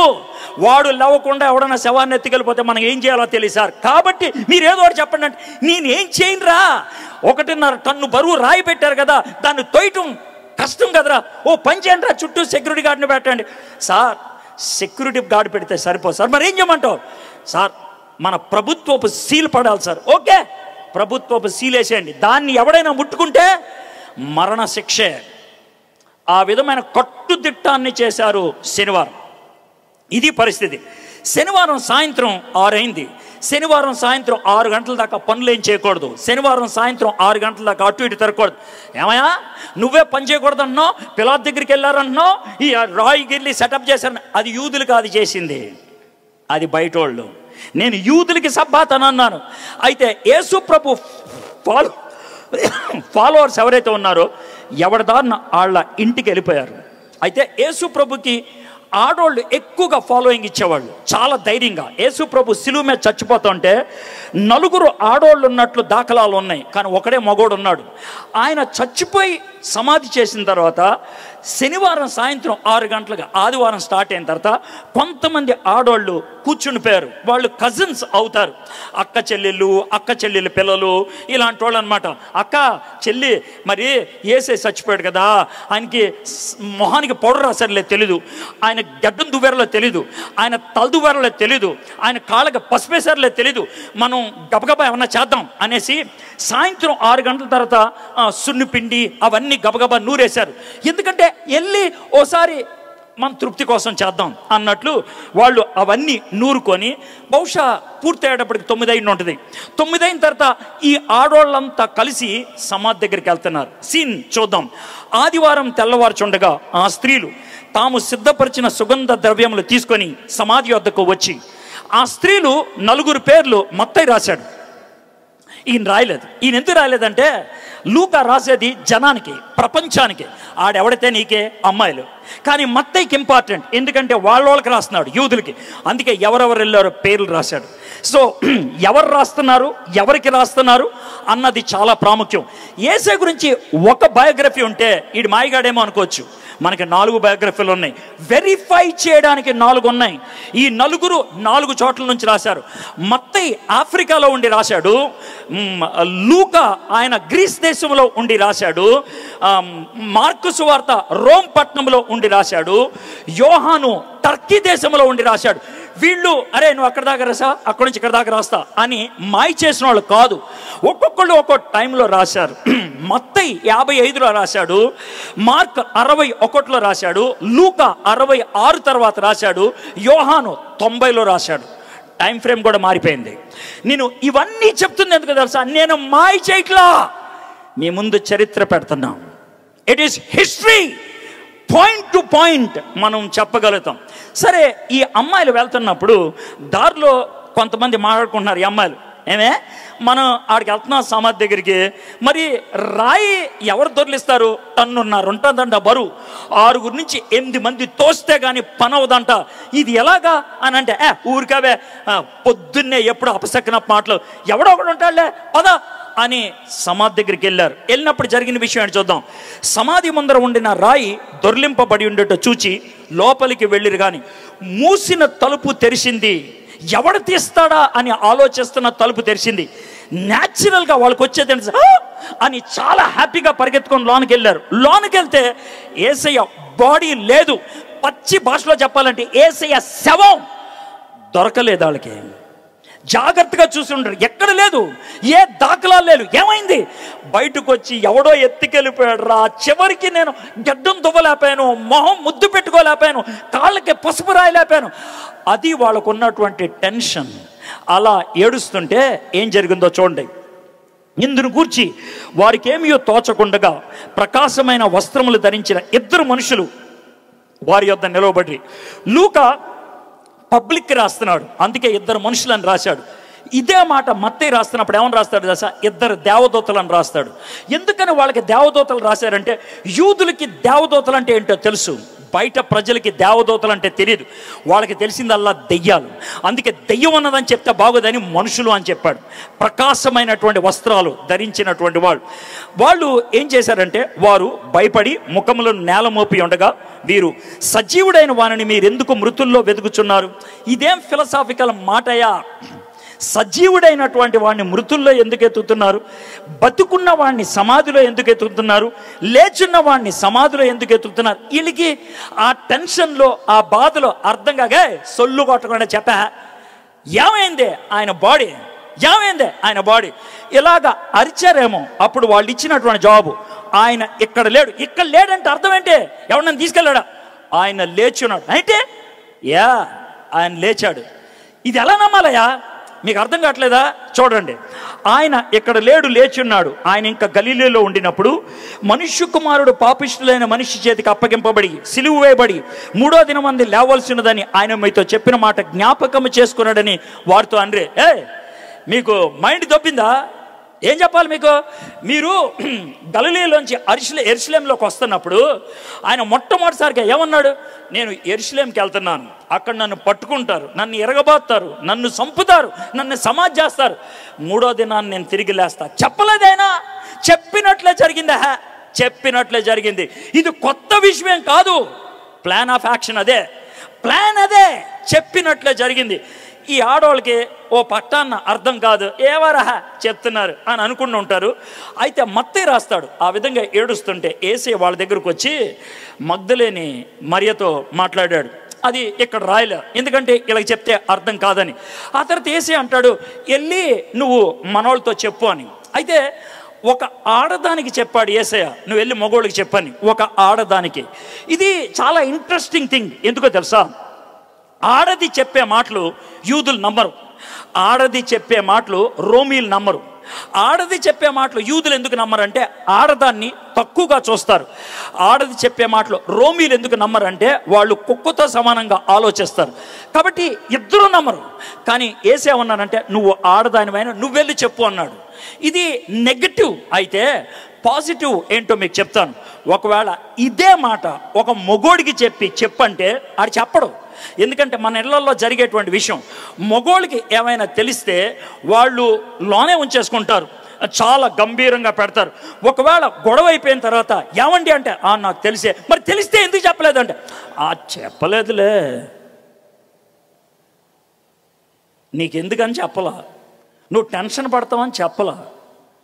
అక్కడ కూడా ఎదో ఫేస్ పెడతారు మగోళ్ళు, ఎదో ఫేస్ చెప్పకుండా. అంటే మాకు ఇన్ఫర్మేషన్ ఉంది కదా, మేము గ్రేట్. అది మగ బుద్ధి. అందుకే దేవుడు చాలా క్లాసిక్గా మగోళ్ళకి కాకుండా ఆడవాళ్ళకి చెప్పారు. ఎందుకంటే ఆడవాళ్ళకి చెప్పితే ఆగదది, చెప్పేదాకా వాళ్ళకి తృప్తి ఉండదు. చెప్పామా అమ్మాయా, అందుకనే ఆడవానికి చెప్పాడు నువ్వు వెళ్ళి చెప్పమ్మా అని. ఆవిడ పరిగెత్తుకుంటే వెళ్ళిపోయింది. అవతలోడు ఏమనుకుంటాడు నాకు అనవసరం, అవతలోడు ఎలా తీసుకుంటాడు నాకు అనవసరం. అయ్యా యోహానయ్యా పరిగెత్తుకుంటే, ఏం పిన్ని ఏమైంది? అయ్యా యోహానయ్యా చెప్పాలయ్యా. పేతురిలోకి వస్తాడు, ఆంటీ చెప్పండి అని అంటే, రాయ్యా మీ ఇద్దరు నుంచోండి విషయం చెప్పాలయ్యా. రాత్రి మేము ఆడవాళ్ళంతా సమాధి దగ్గరికి వెళ్ళాము ఆంటీ, మేము వెళ్ళొద్దన్నాం కదా ఆంటీ, ఏమైంది ఆంటీ చెప్పండి అంటే, అయ్యా మేము అన్ని సుగంధ ద్రవ్యాలు చేసుకొని వెళ్ళామయ్యా, వెళ్ళేటప్పుడు దారిలో మాకు చిన్న గొడవ కూడా అయిందయ్యా, రాయి ఆవిడ తీస్తాడని. అక్కడికి వెళ్ళేటప్పటికి రాయి తీసేసి ఉందయ్యా. ఆంటీ రాయి తీసారా అంటే, ఒక్క నిమిషం ఆగండి, మేము ఏసైని చూడొచ్చని లోనికి వెళ్ళామయ్యా, ఏసై కనబడలేదా. అయ్యో ఆంటీ ఏమైందంటే, మేము అలాగే బాధపడ్డామయ్యా, వెళ్ళిపోయాడు అనుకున్నావయ్యా. అయితే ఇద్దరు దేవదూతలు వచ్చారయ్యా, వచ్చామన్నారంటే ఆయన ఇక్కడ లేడు, లేచి ఉన్నాడు అన్నాడు. గలిలీలో ఉన్నప్పుడు మనతో చెప్పిన మాట గుర్తు చేశారయ్యా. ఏమోనయ్యా అర్థం కావట్లేదయ్యా బాబు. మా తర్వాత ఏసే వచ్చాడు. ఆంటీ మీరు పిచ్చి పిచ్చిగా మాట్లాడదాం. అవునయ్యా ఆంటీ మీ మైండ్ ఏమైనా దొబ్బిందేమో. లేదయ్యా ఏసే మాకు వచ్చి మాట్లాడాడు.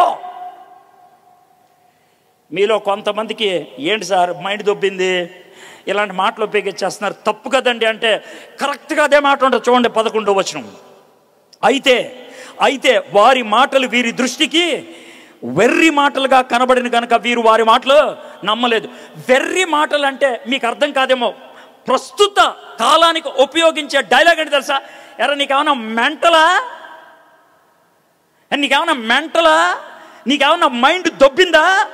అరే నువ్వు మనిషివేనా? ఏం ఆలోచన రాదే, చచ్చినోడు ఎలా తిరిగి వస్తాడు రా చే. అది వాళ్ళు ఉపయోగించిన డైలాగ్, అది ఉపయోగించింది. ఎవరు ఉపయోగించారు ఈ మాట?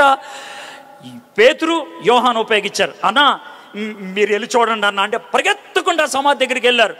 యోహాను సమాధి మీద ఉన్న రాయి పక్కకు డొర్లిని చూసి ఆంటీ చెప్పింది నిజమే అని ఆగిపోయాడు. కానీ పేతురు మాత్రం లోనికి వెళ్ళాడు. లోనికి వెళ్తే ఆయనకు విచిత్రమైన సన్నివేశం కనబడింది. ఏంటి ఆ సన్నివేశం అంటే, షర్టుకి గుండెలు అలాగే ఉన్నాయి, ప్యాంటుకి జిప్ అలాగే ఉంది, కాళ్ళకి సాక్స్ అలాగే ఉన్నాయి, కాళ్ళకి చెప్పులు అలాగే ఉన్నాయి, బాడీ ర్యాప్ చేసింది అలాగే ఉంది, కానీ లోన బాడీ లేదు. దొంగతనం ఎవడు ఎలా చేయడురా? ఇదేదో విచిత్రం, ఎవడు చేయలేడు, ఇదేదో విచిత్రం. కానీ వాళ్ళు నమ్మలేరు. కానీ ఇది స్టోరీ నెంబర్ 1. ఈ అంటే మీలో కొంతమంది ఈ స్టోరీ అని చెప్తున్నాడంటే సన్నివేశం నెంబర్ 1. పోనీ ఒక విధంగా సీన్ నెంబర్ 1 దేవుడు సమాధి తీశాడు. ఎందుకో తెలుసా? యేసయ్యని లోన్ నుంచి బయట తీసుకురావడానికి కాదు, యేసయ్య రండి అంటానికి కాదు, మనల్ని లోనకి వెళ్ళి చూడహ సమాధి ఖాళీగా ఉంది, చూడహ సమాధి ఖాళీగా ఉంది. చారిత్రకమైనటువంటి రుజువు సార్. సమాధి ఖాళీగా ఉందని ఆడు చూశాడు సార్, నువ్వు చూసావా అని అంటే నేను ఒక ప్రశ్న అడుగుతా. మీరు 3వ క్లాసులో ఈ పాఠం చదువుకుంటారు. ఏమనంటే మనము సూర్యుడు చుట్టూ తిరుగుతున్నాం అని. నువ్వు చూసావా? ఎలా నమ్ముతున్నావు సార్? శాస్త్రవేత్తలు రాశారు సార్. మరి ఈడు కూడా రాసింది వీళ్ళే రాశారు. మొన్నే 132వ గొప్ప జన్మదినం చేసుకున్నారు. ఎవరిది? బాబాసాహెబ్ అంబేద్కర్ది. ఎక్కడ పడితే అక్కడ రాసిన మాట్లాడి తెలుసా, భారత రాజ్యాంగ నిర్మాత నువ్వు రాస్తుంటే చూసావా, నువ్వు చూసావా, ఆయన రాయటం నువ్వు చూసావా, ఎలా నమ్ముతున్నావు, ఏమాడతావా, చరిత్ర, ఇది చరిత్ర, అది శాస్త్రం, మరి ఇదేంటో ఇదేంటో, ఇదేమన్నా పురాణమా, ఎవడైనా చెట్టు కింద కూర్చొని రాసిందా? పెచ్చ పెచ్చ మాటలు మాట్లాడదు. చరిత్ర చెప్తున్నప్పుడు ఇని నమ్మితే నమ్ము, లేకపోతే దబే. That's it. ఎంతకాలం వాదిస్తారు, ఎంతకాలం అడిగి చూస్తారు? చరిత్ర, హిస్టరీ. నేనెవరిని ఏమంటలా, చరిత్రను ఎలా నమ్ముతున్నావు చెప్తున్నా, శాస్త్రం ఎలా నమ్ముతున్నావు చెప్తాను. How science is believed. నువ్వేమి పరిశోధనలు చేయవు, ఎవడో చేసిన పరిశోధన నువ్వు అంగీకరిస్తావు, ఎవడో తెలుసుకున్న విషయాన్ని నువ్వు నమ్ముతావు. ఇక్కడ కూడా ఉన్నది అదే. సమాధి తెరుచుంది, చరిత్ర. లోనకెళ్ళి చూశారు, చరిత్ర. అయితే వాళ్ళు నమ్మలేదు. దాంతో అర్థమవుతుంది అది నమ్మేశారా అని సంకలు కొట్టుకుంటే మాయ చేశారని అర్థం. సత్యం అంగీకరించడానికి మెట్లుంటాయి, అవే మెట్లు ఇక్కడికి వెళ్ళాయి. దాంతో అర్థం అవ్వాలి మీకు, ఇది కల్పించిన కథ కాదు అని. ఇది కల్పించిన కథ కాదు. రెండో సన్నివేశం 13 నుంచి 35 దాకా ఉంటుంది. ఈ సన్నివేశం ఏంటో మీకు చెప్తాను. యేసు ప్రభు వారిని శుక్రవారం సాయంత్రం సమాధి చేశారు కదా. శనివారం అంతా యూదులు బయటికి రారు. ఆదివారం పొద్దున్న ఆ చుట్టుపక్కల గ్రామాల్లో ఉన్న వాళ్ళంతా యెరూషలేంకి వచ్చేసారు. ఎవరన్నా చచ్చిపోతే 3వ రోజు చేసే పని ఏంటి? చిన్నదినం. 3వ రోజు చేసే పని ఏంటి? జ్ఞాపకార్థ కూడిక. సో యేసు ప్రభుకి జ్ఞాపకార్థ కూడిక కోసం వచ్చేసారు. యెరూషలేంకి ఓ 12 కిలోమీటర్ల దూరంలో ఎమ్మాయి అనే ఒక ఊరు ఉంది. అమ్మాయి కాదు, ఎమ్మాయి. ఆ ఊరిలో క్లైఫా అని ఒక ఆయన ఉన్నాడు, ఆయన భార్య ఉన్నారు. వాళ్ళిద్దరు కూడా వచ్చారు. వస్తే యెరూషలేంకి వచ్చారు. వాళ్ళకి ఈ జ్ఞాపకార్థ కూడిక ఉంటుంది అనుకున్నారు, మెమోరియల్ సర్వీస్ ఉంటుంది అనుకున్నారు. అయితే వచ్చేప్పటికి అంత గందరగోళంగా ఉంది. అన్నా ఏంటన్నా పరిస్థితి అని అంటే, పరిస్థితి ఏం లేదన్నా, విషయం ఏంటనంటే మన ఆడవాళ్ళు రాత్రి వెళ్ళారు కదా సమాధి దగ్గరికి రాత్రి ఆడవాళ్ళు వెళ్తే సమాధి మీద రాయి తీస్తుంది. చుట్టూ ఉన్న సెక్యూరిటీ గార్డులు లేరు, లోనకి వెళ్తే శవం లేదు. మగ్ధలేని మరీకి యేసయ్య కనబడ్డాడంట. నమ్మాలో లేదో అర్థం కావట్లేదు. ఒకవేళ నిజమైతే 5వ రోజు స్తుతి కూడిక, నిజం కాకపోతే 5వ రోజు జ్ఞాపకార్థ కూడిక. ఈ రోజు జ్ఞాపకార్థ కూడిక క్యాన్సెల్ అని ఇంటికి పంపించేశారు. సో వాళ్ళు ఇంటికి వెళ్ళిపోతూ ఉన్నప్పుడు దారిలో సర్వసాధారణంగా ఇలాంటి పొజిషన్లో అబ్బాయిలు చాలా సైలెంట్గా గంభీరంగా నడుచుకుంటూ వెళ్తారు. ఆడవాళ్ళకి సైలెంట్గా ఉండటానికి టెన్షను, ఏదో ఒకటి వాగాలి. ఆవిడ పక్కన ఆయన చూసి, ఏమండి యేసు ప్రభు లేచాడంట. అదే వాళ్ళు చెప్పారు కదే, ఏమండి అలా లేచి ఉంటాడంటే, ఏమోనే వాళ్ళు చెప్పారు కదా బట్టలంతా అలాగే ఉన్నాయంట, ఈయన బయటకు వచ్చేసాడు, ఇదేదో దివ్యమైనది ఏదో అయిన ఉంటుందే. అవునా అండి, ఏమండి రాయి ఎవరు తీసుకుని ఉంటారు, వాళ్ళు చెప్పారు కదా 2 దేవదూతలు ఉన్నారని. అంటే యేసే బయట రావడానిక లేదా మనం లోనికి వెళ్ళటానిక, ఏమోనే నాకు తెలియదు. ఏమండి యేసు ప్రభు ఎలా ఉండుంటాడంటే, ఏమాడమనవా ఇన్ని ప్రశ్నలు వేస్తున్నావు, నాకు ఏమన్నా తెలుసా? ఇది మగోళ్ళు సర్వసాధారణంగా చేసే పని. ఆడవాళ్ళ ప్రశ్నలకి జవాబు తెలియకపోతే, ఫ్రస్ట్రేషన్ ఎక్కువైతే, బీపీ పెరిగిపోతే అరిచే అరుపు. పాపం ఆయన అలాగే అరిచి ఉంటాడు వాళ్ళ భార్య మీద. అల్లంత దూరంలో ఒక ఆయన నుంచున్నాడు. ఆయన దగ్గరికి వచ్చి, ఏంటి సార్ గొడవ అవుతుందని అంటే, ఏదో మా ఫ్యామిలీ గొడవ, నీకెందుకు? అలా కాదు సార్, విషయం ఏంటో చెప్పండి, నేను ఏమైనా హెల్ప్ చేయగలితే చేద్దాం. ఈ విషయం ఉంది, ఈ యేసయ్యతో వచ్చిందా ఆ తలనొప్పి. సార్ ఈ యేసయ్య ఎవరు సార్? ఏం ప్రశ్న, యేసయ్య ఎవరంట? నువ్వు ఊరు కొత్త ఏంటి? ఎక్కడ ఏ టీవీ ఛానల్లో చూసినా బ్రేకింగ్ న్యూస్ అదే, నీకేం తెలియదంటే. సార్ ఏమైంది సార్ యేసయ్యకి ఏమైనటువంటి ఆ బాబు? ఆయన 3.5 సంవత్సరాలు అయింది సీన్లోకి వచ్చి. మావాడే వడ్రంగోడు, తలుపులు గిలుపులన్నీ కూడా చేస్తాడు ఆయన. మావాడే. అయితే సడన్గా పాపులర్ అయిపోయాడు. పాపులర్ అవటం అంటే ఏంటండి? ఏమంటావు, దెయ్యాలను నిలగొట్టేశాడు, కళ్ళు ఇచ్చాడు, 5 రొట్లు 2 చేపలకి ఇస్తే 15,000 మందికి పంచిపెట్టేశాడు. అంతకెందుకంటే మొన్న 10 రోజుల క్రితం మావాడే లాజరు చచ్చిపోతే పాతెట్టేసాం. 4 రోజులు అయింది. వచ్చాడు 4వ రోజున. వచ్చి ఆయన ఏమైనా సమాధి మీద దండేసి పోతాడు అనుకుంటే రాయి తీయమంటాడు. సార్ కంపు కొట్టు సార్ అంటే అని అరిచాడు. ఆయన మాట కాదనకూడదని తీస్తే గొప్పమని కంపు వచ్చింది ఆ లోన్ నుంచి. మనోడు అరిచాడు, లాజరు బయట అని. చచ్చిపోయి కంపు కొట్టే లాజరు బయటకు వచ్చాడు తెలుసా? మేము తట్టుకోక చెట్లు కొట్టేసేసి హోసాన అరిచి ఈయన మా దేవుడు అనుకున్నాం.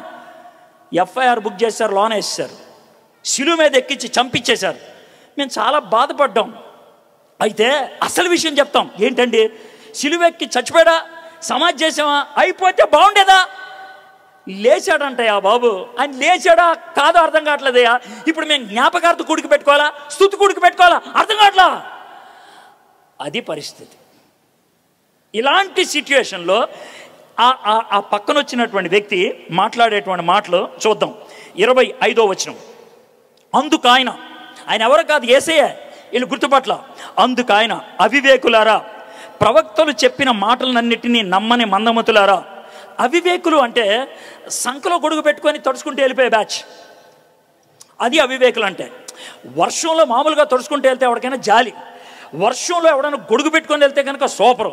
వర్షంలో సంకలో గొడుగు పెట్టుకొని వెళ్ళిపోతే ఆడిని పెచ్చారనిగా, బుద్ధి లేదనిగా అని అంటారు. మా తాతయ్య అక్కడ ఉండేవాడు. మా తాతయ్య అంటే మా అమ్మగారి తరపున తాతయ్య. ఆయన పేరు వర్ధానం గారు. వర్ధానం గారు కెమిస్ట్రీలో గొప్ప దిట్ట. 1990 వరకు కూడా ఇంటర్మీడియట్ కెమిస్ట్రీ టెక్స్ట్కి ఆయన ఆథరు. అంత గొప్ప తెలియగలవాడు. అయితే ఆయనకి మతిమరుపు ఎక్కువ. ఒకసారి అంట స్పీడ్గా సైకిల్తో పరిగెడుతున్నాడంట. సార్ స్పీడ్గా సైకిల్తో పరిగెడుతున్నాడు, ఏమైంది సార్, పంచర్ ఏమన్నా అయిందా, లేకపోతే బ్రేక్ ఏమన్నా అయిందా అని అంటే, ఓ సైకిల్ ఎక్కాలి కదా అని ఎప్పుడు ఎక్కాడంట.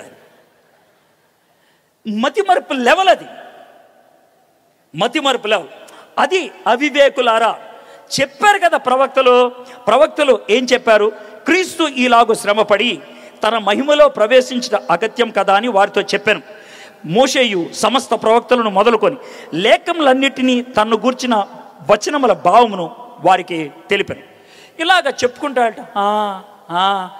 బాగా చెప్తున్నావయ్యా, చాలా బాగా చెప్తున్నావు, నువ్వు చెప్తుంటే ఇంకా బాగా వినాలని ఉంది, కానీ మా ఇల్లు వచ్చేసిందయ్యా, మా ఇంటికి వెళ్తాం. అవును, ఈ ఊర్లో ఎక్కడుంటా?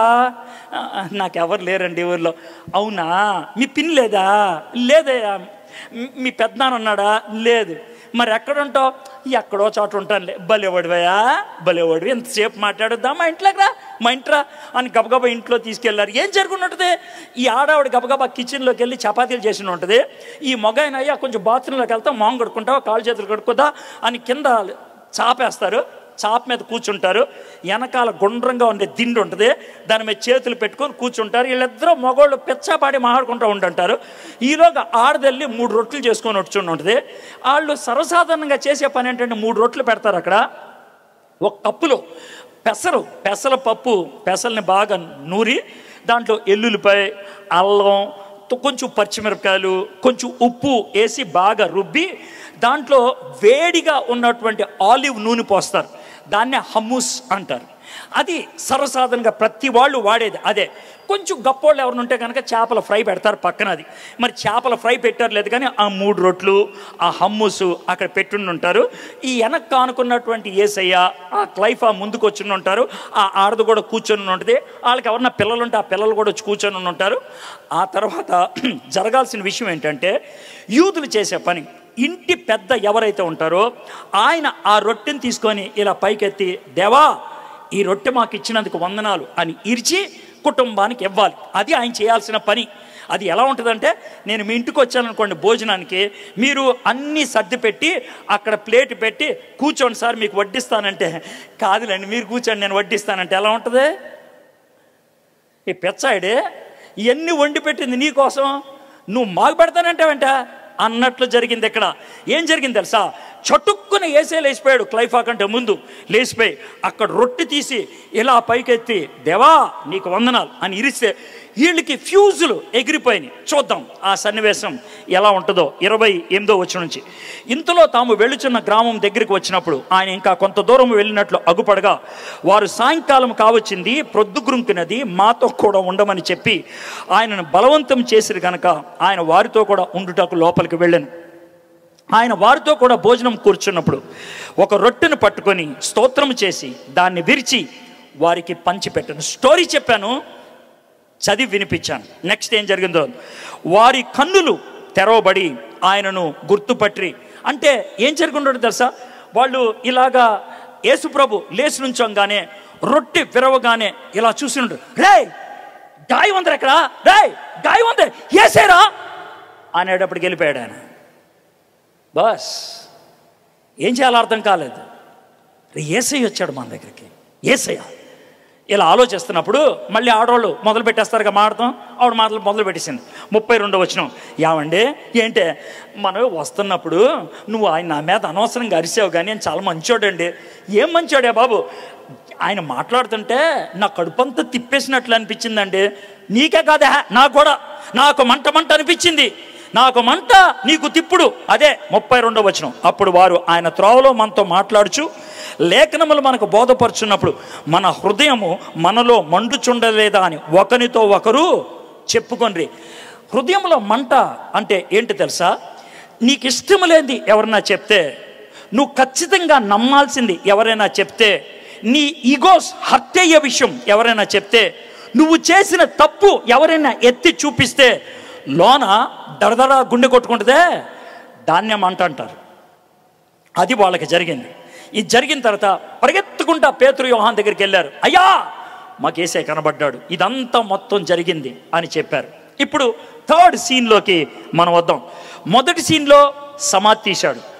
2వ సీన్లో కళ్ళు తెరిచాడు. సార్ వాళ్ళకి సమాధి తీశాడు, కళ్ళు తెరిచాడు, మరి మనకేం తీశారు? నేను కూడా ఇప్పటికి 2 తీసా. ఏంటి సార్ మీరు తీసింది? ఒకటి బైబిల్ తీసా, అదే సమాధి తీయటం అంటే.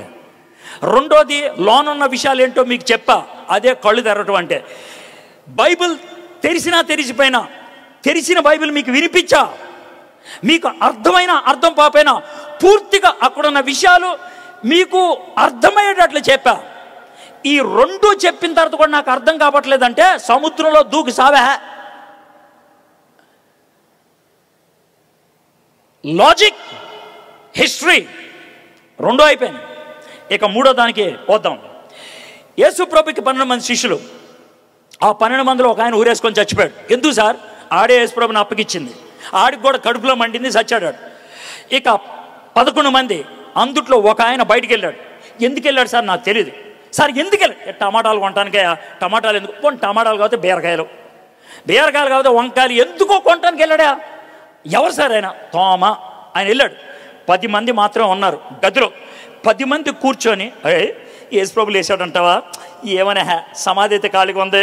ఈ క్లైఫాగాడు వచ్చి చెప్పాడు, మగ్దలేని మరియా వచ్చి చెప్పింది, మేము వెళ్ళి స్వయాన్ని వెళ్ళి చూసాం, ఏం చేయాలో అర్థం కావట్లేదు అనే లోపల మధ్యలోకి యేసయ్య వచ్చి నుంచుంటే, దెయ్యంరా, దెయ్యం దెయ్యం, యేసయ్య దెయ్యం వచ్చిందిరా, యేసయ్య భూతం వచ్చింది. అది వాళ్ళ యొక్క రియాక్షన్. చూద్దాం. ఓకే, వారు ఈలాగు మాట్లాడుచుండగా 36వ వచనం. ఆయన వారి మధ్య నిలిచి, మీకు సమాధానమవు గాక అని వారితో అనను. అయితే వారు దిగులుపడి భయాక్రాంతులై భూతము తమ కనబడినని తలంచిరి. యేసయ్య దెయ్యం వచ్చిందని ఎందుకు అనుకున్నారు? నెంబర్ 1, ఆ దెయ్యం యేసయ్యలాగానే ఉంది, అందుకే యేసయ్య దెయ్యం అన్నారు. నెంబర్ 2, యేసయ్య చచ్చిపోయాడు, అందుకని దెయ్యం అయ్యాడు అనుకున్నారు. నెంబర్ 3, యేసయ్య తిరిగి లేచాడని నమ్మలేదు, అందుకే దెయ్యం వచ్చింది అన్నారు. నెంబర్ 4, గదికి తలుపులేస్తున్నాయి, అయినా లోనకు వచ్చాడు. దెయ్యం ఒక్కటే ఆ లయంలో వస్తుంది.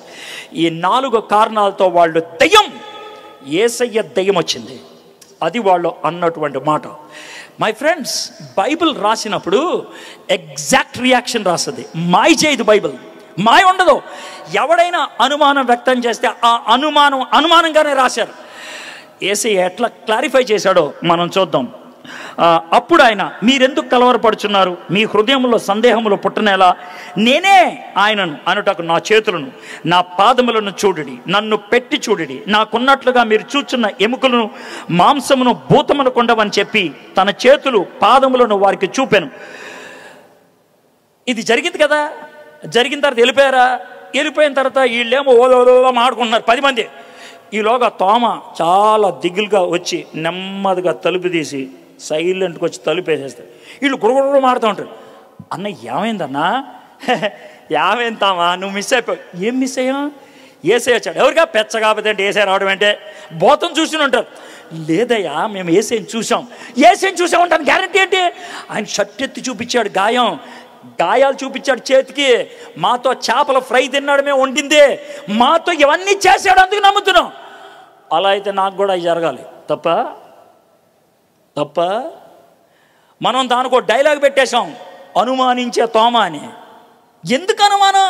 ఆడికేం జరిగిందో నాకు కూడా అదే జరగాలనుకున్నా. తప్ప ఈ రాత్రి మీలో చాలా మంది అదే మాట అంటారా, నాకు కావాలా అనుభవం, నీకే కాదు, అప్పుడు నేను నమ్ముతా.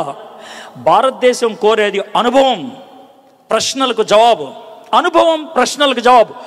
ఈ రెండు ఇవ్వగలిగేది 12 మంది శిష్యుల్లో ఒకడే, తోమా. ఎందుకో తెలుసా? తోమా అన్నాడు, నీ గాయములో ఏలి పెట్టేదాకా నేను నమ్మనని. అనుభవం కోరాడు.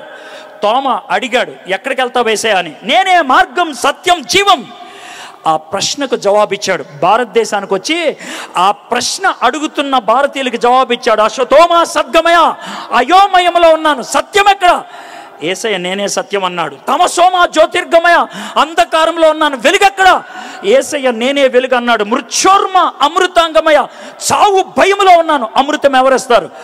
యేసయ్య అన్నాడు, నేనే పునరుద్ధానాన్ని, నిత్య జీవాన్ని.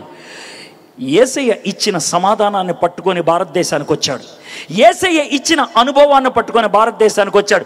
భారతదేశానికి సువార్త బ్రిటిష్ వాళ్ళు తీసుకురాలా, భారతదేశానికి సువార్త అమెరికా వాళ్ళు తీసుకురాలా, భారతదేశానికి సువార్త ఐరోపా ఖండం నుంచి రాలా. భారతదేశానికి సువార్త ఆసియా ఖండము నుంచి తోమా తీసుకొచ్చితే వచ్చింది. భారతదేశానికి సువార్త వచ్చింది క్రీస్తు శకం 53 అక్టోబర్ నెలలో. ఇది పాశ్చాత్య మతం అని ఎవడన్నాడు? దిస్ ఇస్ ప్యూర్లీ ఈస్టర్న్, ఈశాన్యంలో పుట్టింది. ఇది పాశ్చాత్యంలో పుట్టింది కాదు. అమెరికా అప్పుడు లేదా? అమెరికా లేదు, అమెరికా లేదు. అమెరికాని కనుక్కుంది 15వ శతాబ్దంలో. భారతదేశానికి సువార్త వచ్చింది 1వ శతాబ్దంలో.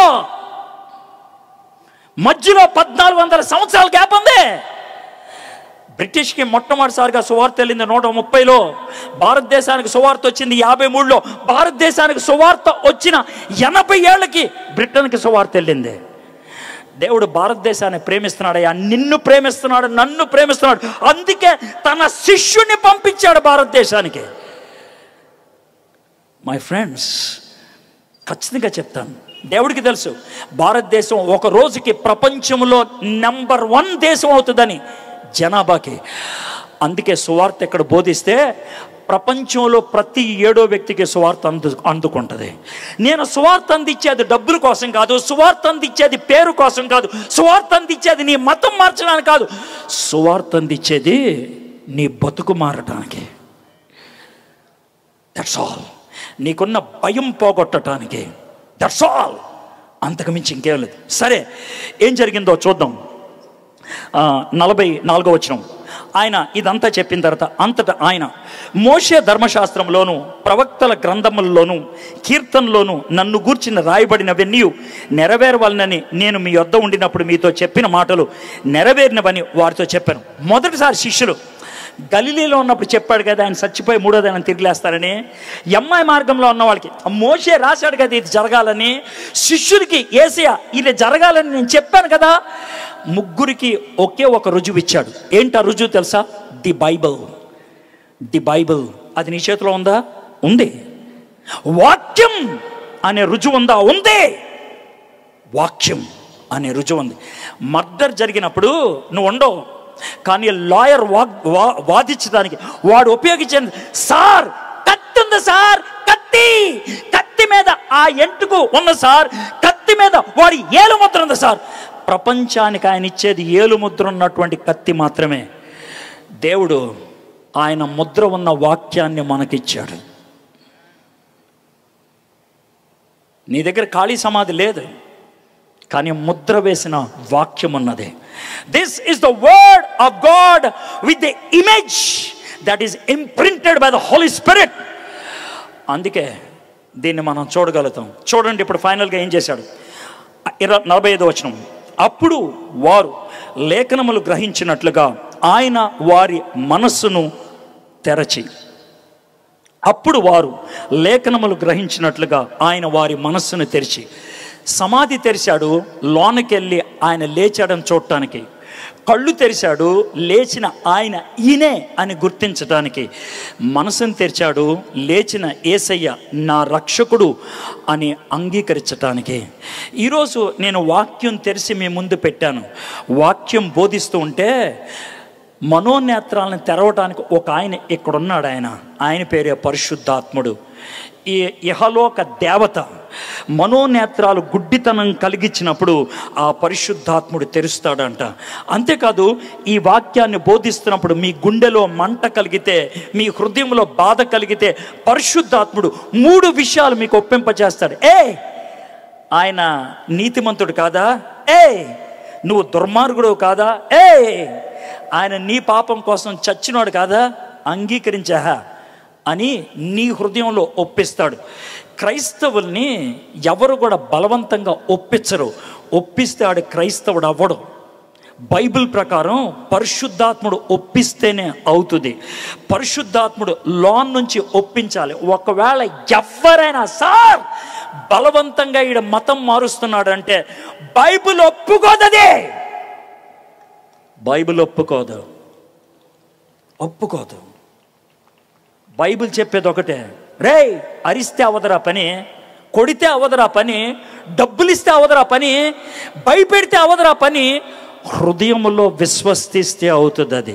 అది పరిశుద్ధాత్ముడు ఒక్కడే కలిగిస్తాడు అని చెప్పి ఒక వ్యక్తి యేసు ప్రభుని అంగీకరించిన తర్వాత జరిగే 4 విషయాలు చెప్పాడు. అది చెప్పి నేను ముగిస్తాను. నెంబర్ 1, 46వ వచనం, క్రీస్తు శ్రమపడి 3వ దినమున మృతులలో నుండి లేచిననియు.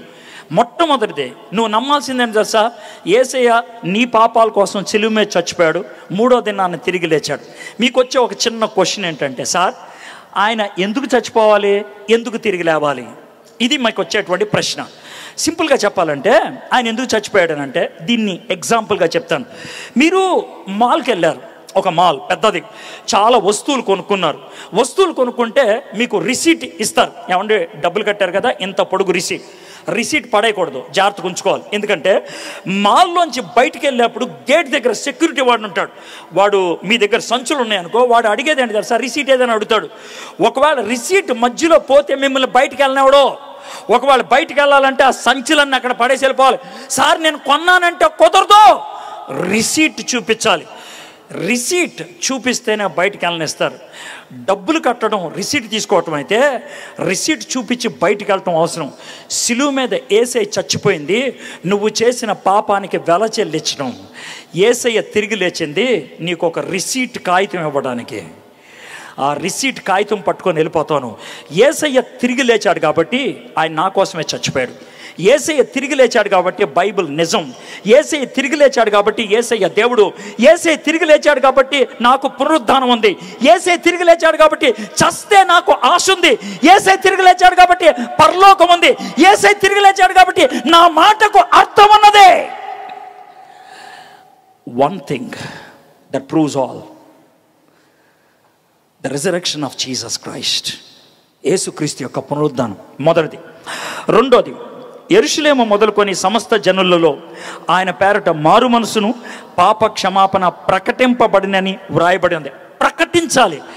ఈరోజు నేను అదే చేస్తున్నా, ప్రకటిస్తున్నా. ఏం ప్రకటిస్తున్నా? తమ్ముళ్ళు, చెల్లాయిలు, అన్నలో, అక్కలు, మీరు ఏ మతానికి చెందిన, ఏ కులానికి చెందిన, ఏ జాతికి చెందిన, మీ కులం మారొద్దు, మీ మతం మారొద్దు, మీ జాతి మారొద్దు, మీ మనసు మారాలి. మారు మనసు. బైబిల్లో ఎక్కడ జాతి మారు, కులం మారు, మతం మారు అని చెప్పలా. అది తర్వాత నీ ఇష్టం. చెప్పింది మనసు మార్చుకోమని. It's your mind, it's your heart.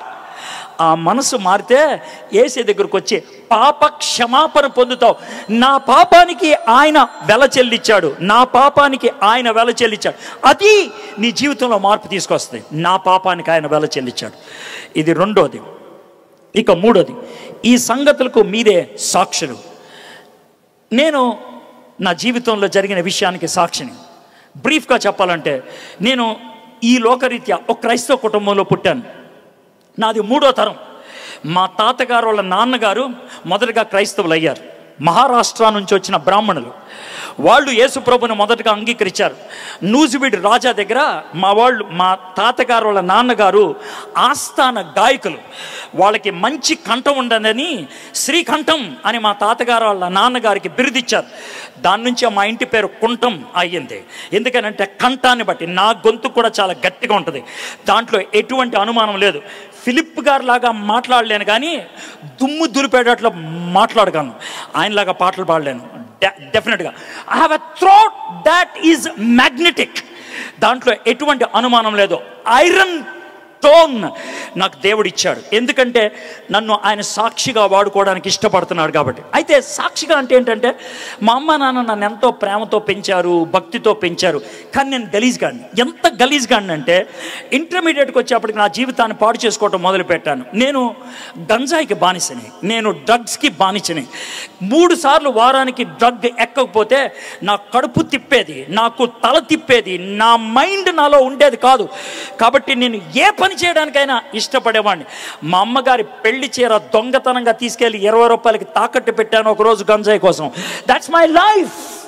అలాంటి పరిస్థితుల్లో గుంటూరులో కెసినో బార్ అండ్ రెస్టారెంట్ ఉండేది. 3 చోట్ల గుంటూరులో కెసినో బార్ అండ్ రెస్టారెంట్. హైదరాబాద్లో శ్రీదేవి, హైదరాబాద్లో దివాంచి, సికింద్రాబాద్లో శ్రీదేవి, 3 చోట్లే బార్ అండ్ రెస్టారెంట్ ఉండేది అప్పట్లో, విత్ క్యాబరే. క్యాబరే అంటే ఏంటి తెలుసా? రాత్రి 9 నుంచి 11 గంటల దాకా, వారానికి 2 రోజులు, శని ఆదివారం, అమ్మాయిలు అబ్బాయిలు వచ్చి బట్టలిప్పి కొంతమంది డ్యాన్స్ చేస్తారు. ఆ మైకంలో మందు కొడతారనమాట. ఆ విధంగా మేల్ డాన్సర్గా బట్టలిప్పి డ్యాన్స్ చేసేవాడిని. అది నా లైఫ్. అక్కడి నుంచి వచ్చాను నేను ఇక్కడికి. అలాంటి పరిస్థితిలో నిరుత్సాహంతో ఆత్మహత్య చేసుకుందాం అనుకున్నప్పుడు నా మిత్రుడు నన్ను ఆపి నాకు యేసే గురించి చెప్పాడు. ఆ రోజు నేను మారు మనసు పొందాను. ఆ రోజు నేను యేసేని నా సొంత రక్షకుడిగా అంగీకరించాను. ఆ రోజు నా జీవితం మారింది. అందుకే ఈరోజు మైక్ పట్టుకొని నేను మాట్లాడుతున్నాను. నాకు డబ్బులు ఇవ్వడా, నేను పేరు కోసం తాపత్రయపడే సెలబ్రిటీని కాదు. మీ మధ్యన కూర్చున్నాను. ఇప్పుడు దాకా నేను మీ మధ్యన కూర్చున్నా. హోటల్ నుంచి నేను నడుచుకుంటూ వచ్చా, టెక్కలంతా తిరిగి. నా కోసం పెద్ద ఫిట్టింగ్ ఏం పెట్టలా, అవసరం లేదు నాకు అవి. నా బ్రతుక్కు వాల్యూ ఇచ్చేది నా మారిన జీవితం.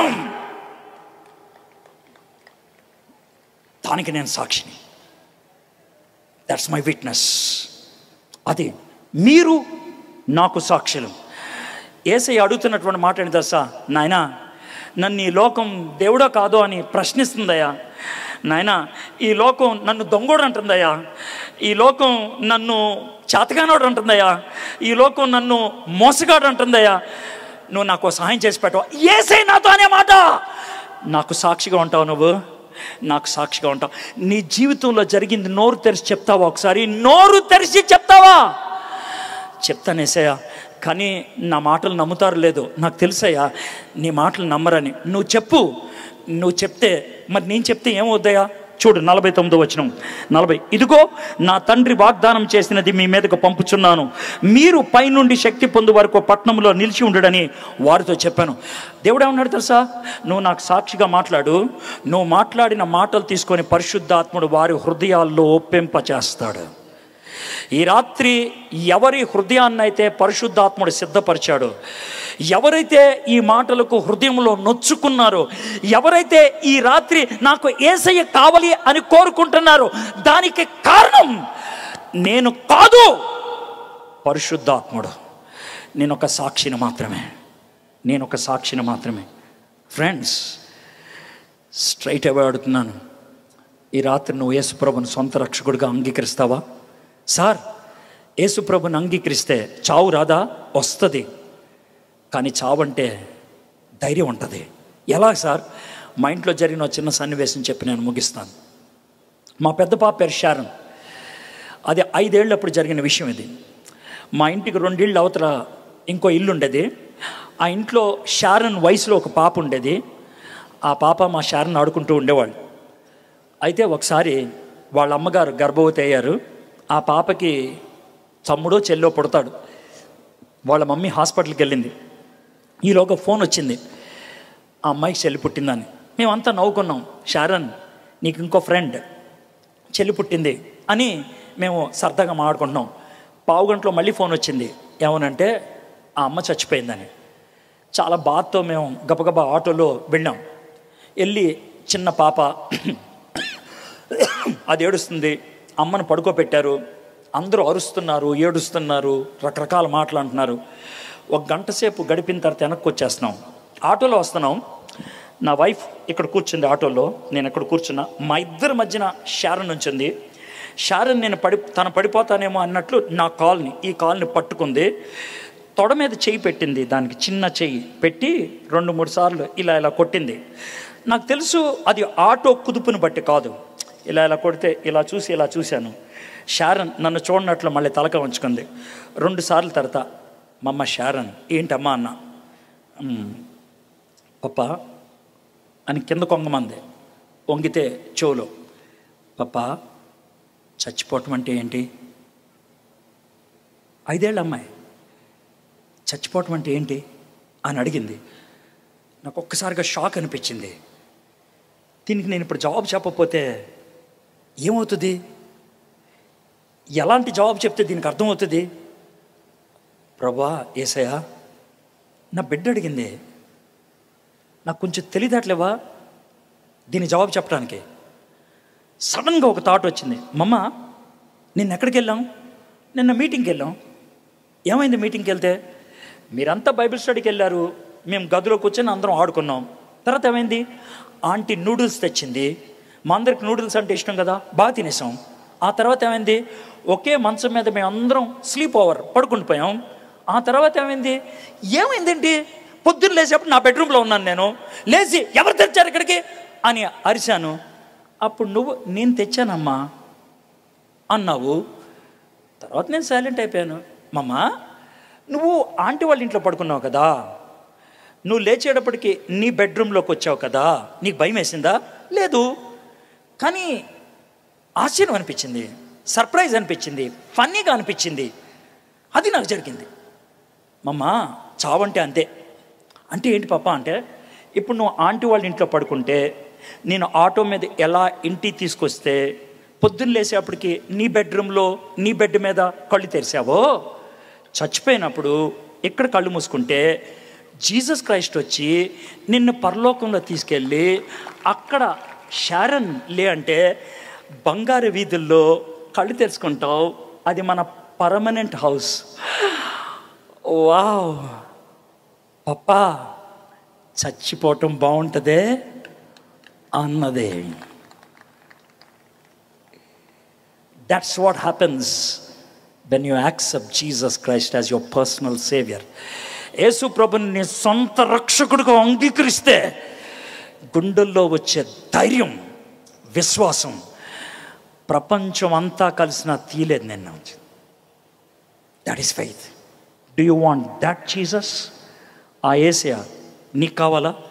యేసయ్య నా కళ్ళు తెరువు, నా మనసు తెరువు అని అడగటానికి మీరు సంసిద్ధమా?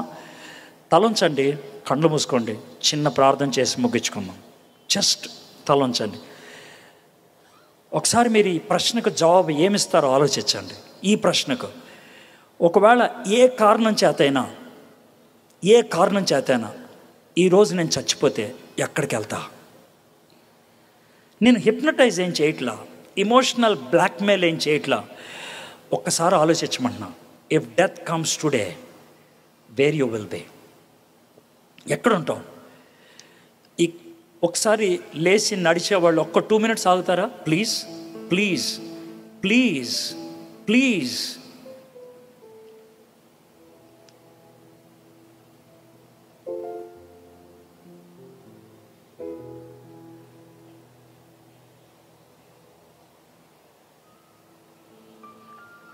ఒకవేళ ఈ రాత్రి ఎక్కడికి వెళ్తానో తెలియదు అనుకుంటే యేసయ్యని మాట అడగండి. యేసయ్య వాళ్ళ కళ్ళు తెరిచావంట, ఈయన చెప్పిన మాటలు నాకు అర్థమయ్యేటట్లు చేయవా? యేసయ్య వాళ్ళ మనసులు తెరిచావంట, ఈ రాత్రి నా మనసు తెరుస్తావా? నాకు మారు మనసు కలగాలి, నా జీవితం మారాలి, ఈ రాత్రి చేయవా? అడగండి మీరు. నేనేదో చెప్పానని కాదు. ఆయన నిజమైన రక్షకుడైతే, ఆయన పునరుద్ధానుడైతే, ఈ రాత్రి ఈ మీటింగ్ ప్రాంగణములో ఆయన ఆత్మ ఉన్నట్లయితే మీ గుండెకు తాకాలి. అది తాకితేనే, అనుభవం ఉంటేనే, అయితే అవసరం లేదు. You experience. మాయం చేయట్లేదు నన్ను, నీ జీవితంలో జరగదు. ఒకవేళ ఈ రాత్రి, సార్ నాకు ఆయన కావాలి, ఈ రాత్రి ఆయన నా రక్షకుడిగా అంగీకరిస్తా, అది నీ నిర్ణయం అయితే, నీ మనస్ఫూర్తి నిర్ణయం అయితే, బయట నుంచి ఎటువంటి ఒత్తిడి లేకుండా నీ హృదయపూర్వకంగా అంగీకరించడం ఇష్టపడుతుంటే మీ కుడి చేయి ఎత్తి చూపించండి, నేను మీకోసం ప్రార్థన చేస్తాను. నాకు యేసయ్య కావాలి. I want Jesus, I want Jesus. Road మీద ఉన్నవాడు, గుడ్, వండర్ఫుల్. నువ్వు ఎక్కడున్నావు అనేది కాదు, నువ్వు ఎవరు అనేది కాదు, ఇది నీ జీవితంలో పనిచేస్తే యూ క్యాన్ ఇన్వైట్ హిమ్. ఆయన నీ హృదయంలోకి ఆహ్వానించవచ్చు. చేతులెత్తిన వాళ్ళు దించేయండి. చేతులెత్తిన వాళ్ళు మీ కుడి చేయిని మీ హృదయం మీద పెట్టుకోండి. నేను ఒక చిన్న ప్రార్థన చెప్తాను, నా వెంట ఆ ప్రార్థన చెప్పండి. యేసయ్యా, ఈ రాత్రి నువ్వు ఈ లోకములోకి నా పాపానికి వెల చెల్లించటానికి, శిక్షను అనుభవించటానికి, సిలువ మీద చనిపోవటానికి వచ్చావని తెలుసుకున్నా. యేసయ్యా, మూడో దినాన్న తిరిగి లేచావని నమ్ముతున్నా. నా కళ్ళు తెరవండి, నా మనస్సు తెరవండి, నా జీవితానికి మార్పునివ్వండి, నూతన జీవితాన్ని అనుగ్రహించండి.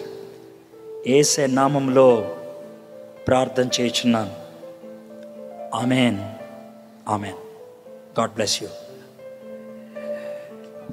మీకు 24వ అధ్యాయం మొత్తాన్ని మీకు వివరించాను. దీన్ని గ్రంథస్థం చేయటం అని అంటారు. నన్ను క్షమించాలి, నేను ఎక్కువ తీసుకురాలేదు, కొన్నే తెచ్చాను. 10, 12 ఉంటాయి, 10 ఉన్నాయి. బయట బుక్ స్టాల్ దగ్గర లైఫ్ వే స్టడీ బైబిల్ అనేది ఉంటుంది. తెలుగు బైబిల్ సగం పేజీ ఉంటుంది, మిగిలిన సగం పేజీ పైన ఉన్నటువంటి వచనాలకి వివరణ. నేను ఇంత విషయాన్ని చెప్పడానికి కారణం ఆ వివరణ అందుబాటులో ఉంది కాబట్టి. పక్కన గొలుసు వచనాలు ఉంటాయి, ఏ వచనానికి ఏ వచనాన్ని కలిపి చదివితే బాగుంటుందని. అది ఒరిజినల్గా 1750 రూపాయలు. అయితే ఒక్క 10 మాత్రం తెచ్చాను. సార్ తెచ్చారు, విజయ్ కుమార్ గారు. వెనకాల బుక్ స్టాల్లో ఉంటుంది. 1350 రూపాయలకే 10 మంది మాత్రం ఉంటుంది. ముందెళ్ళిన వాళ్ళకి అది దొరుకుద్ది. కొనుక్కోండి, చదువుకోండి, దేవునిలో ఎదగండి. God bless you.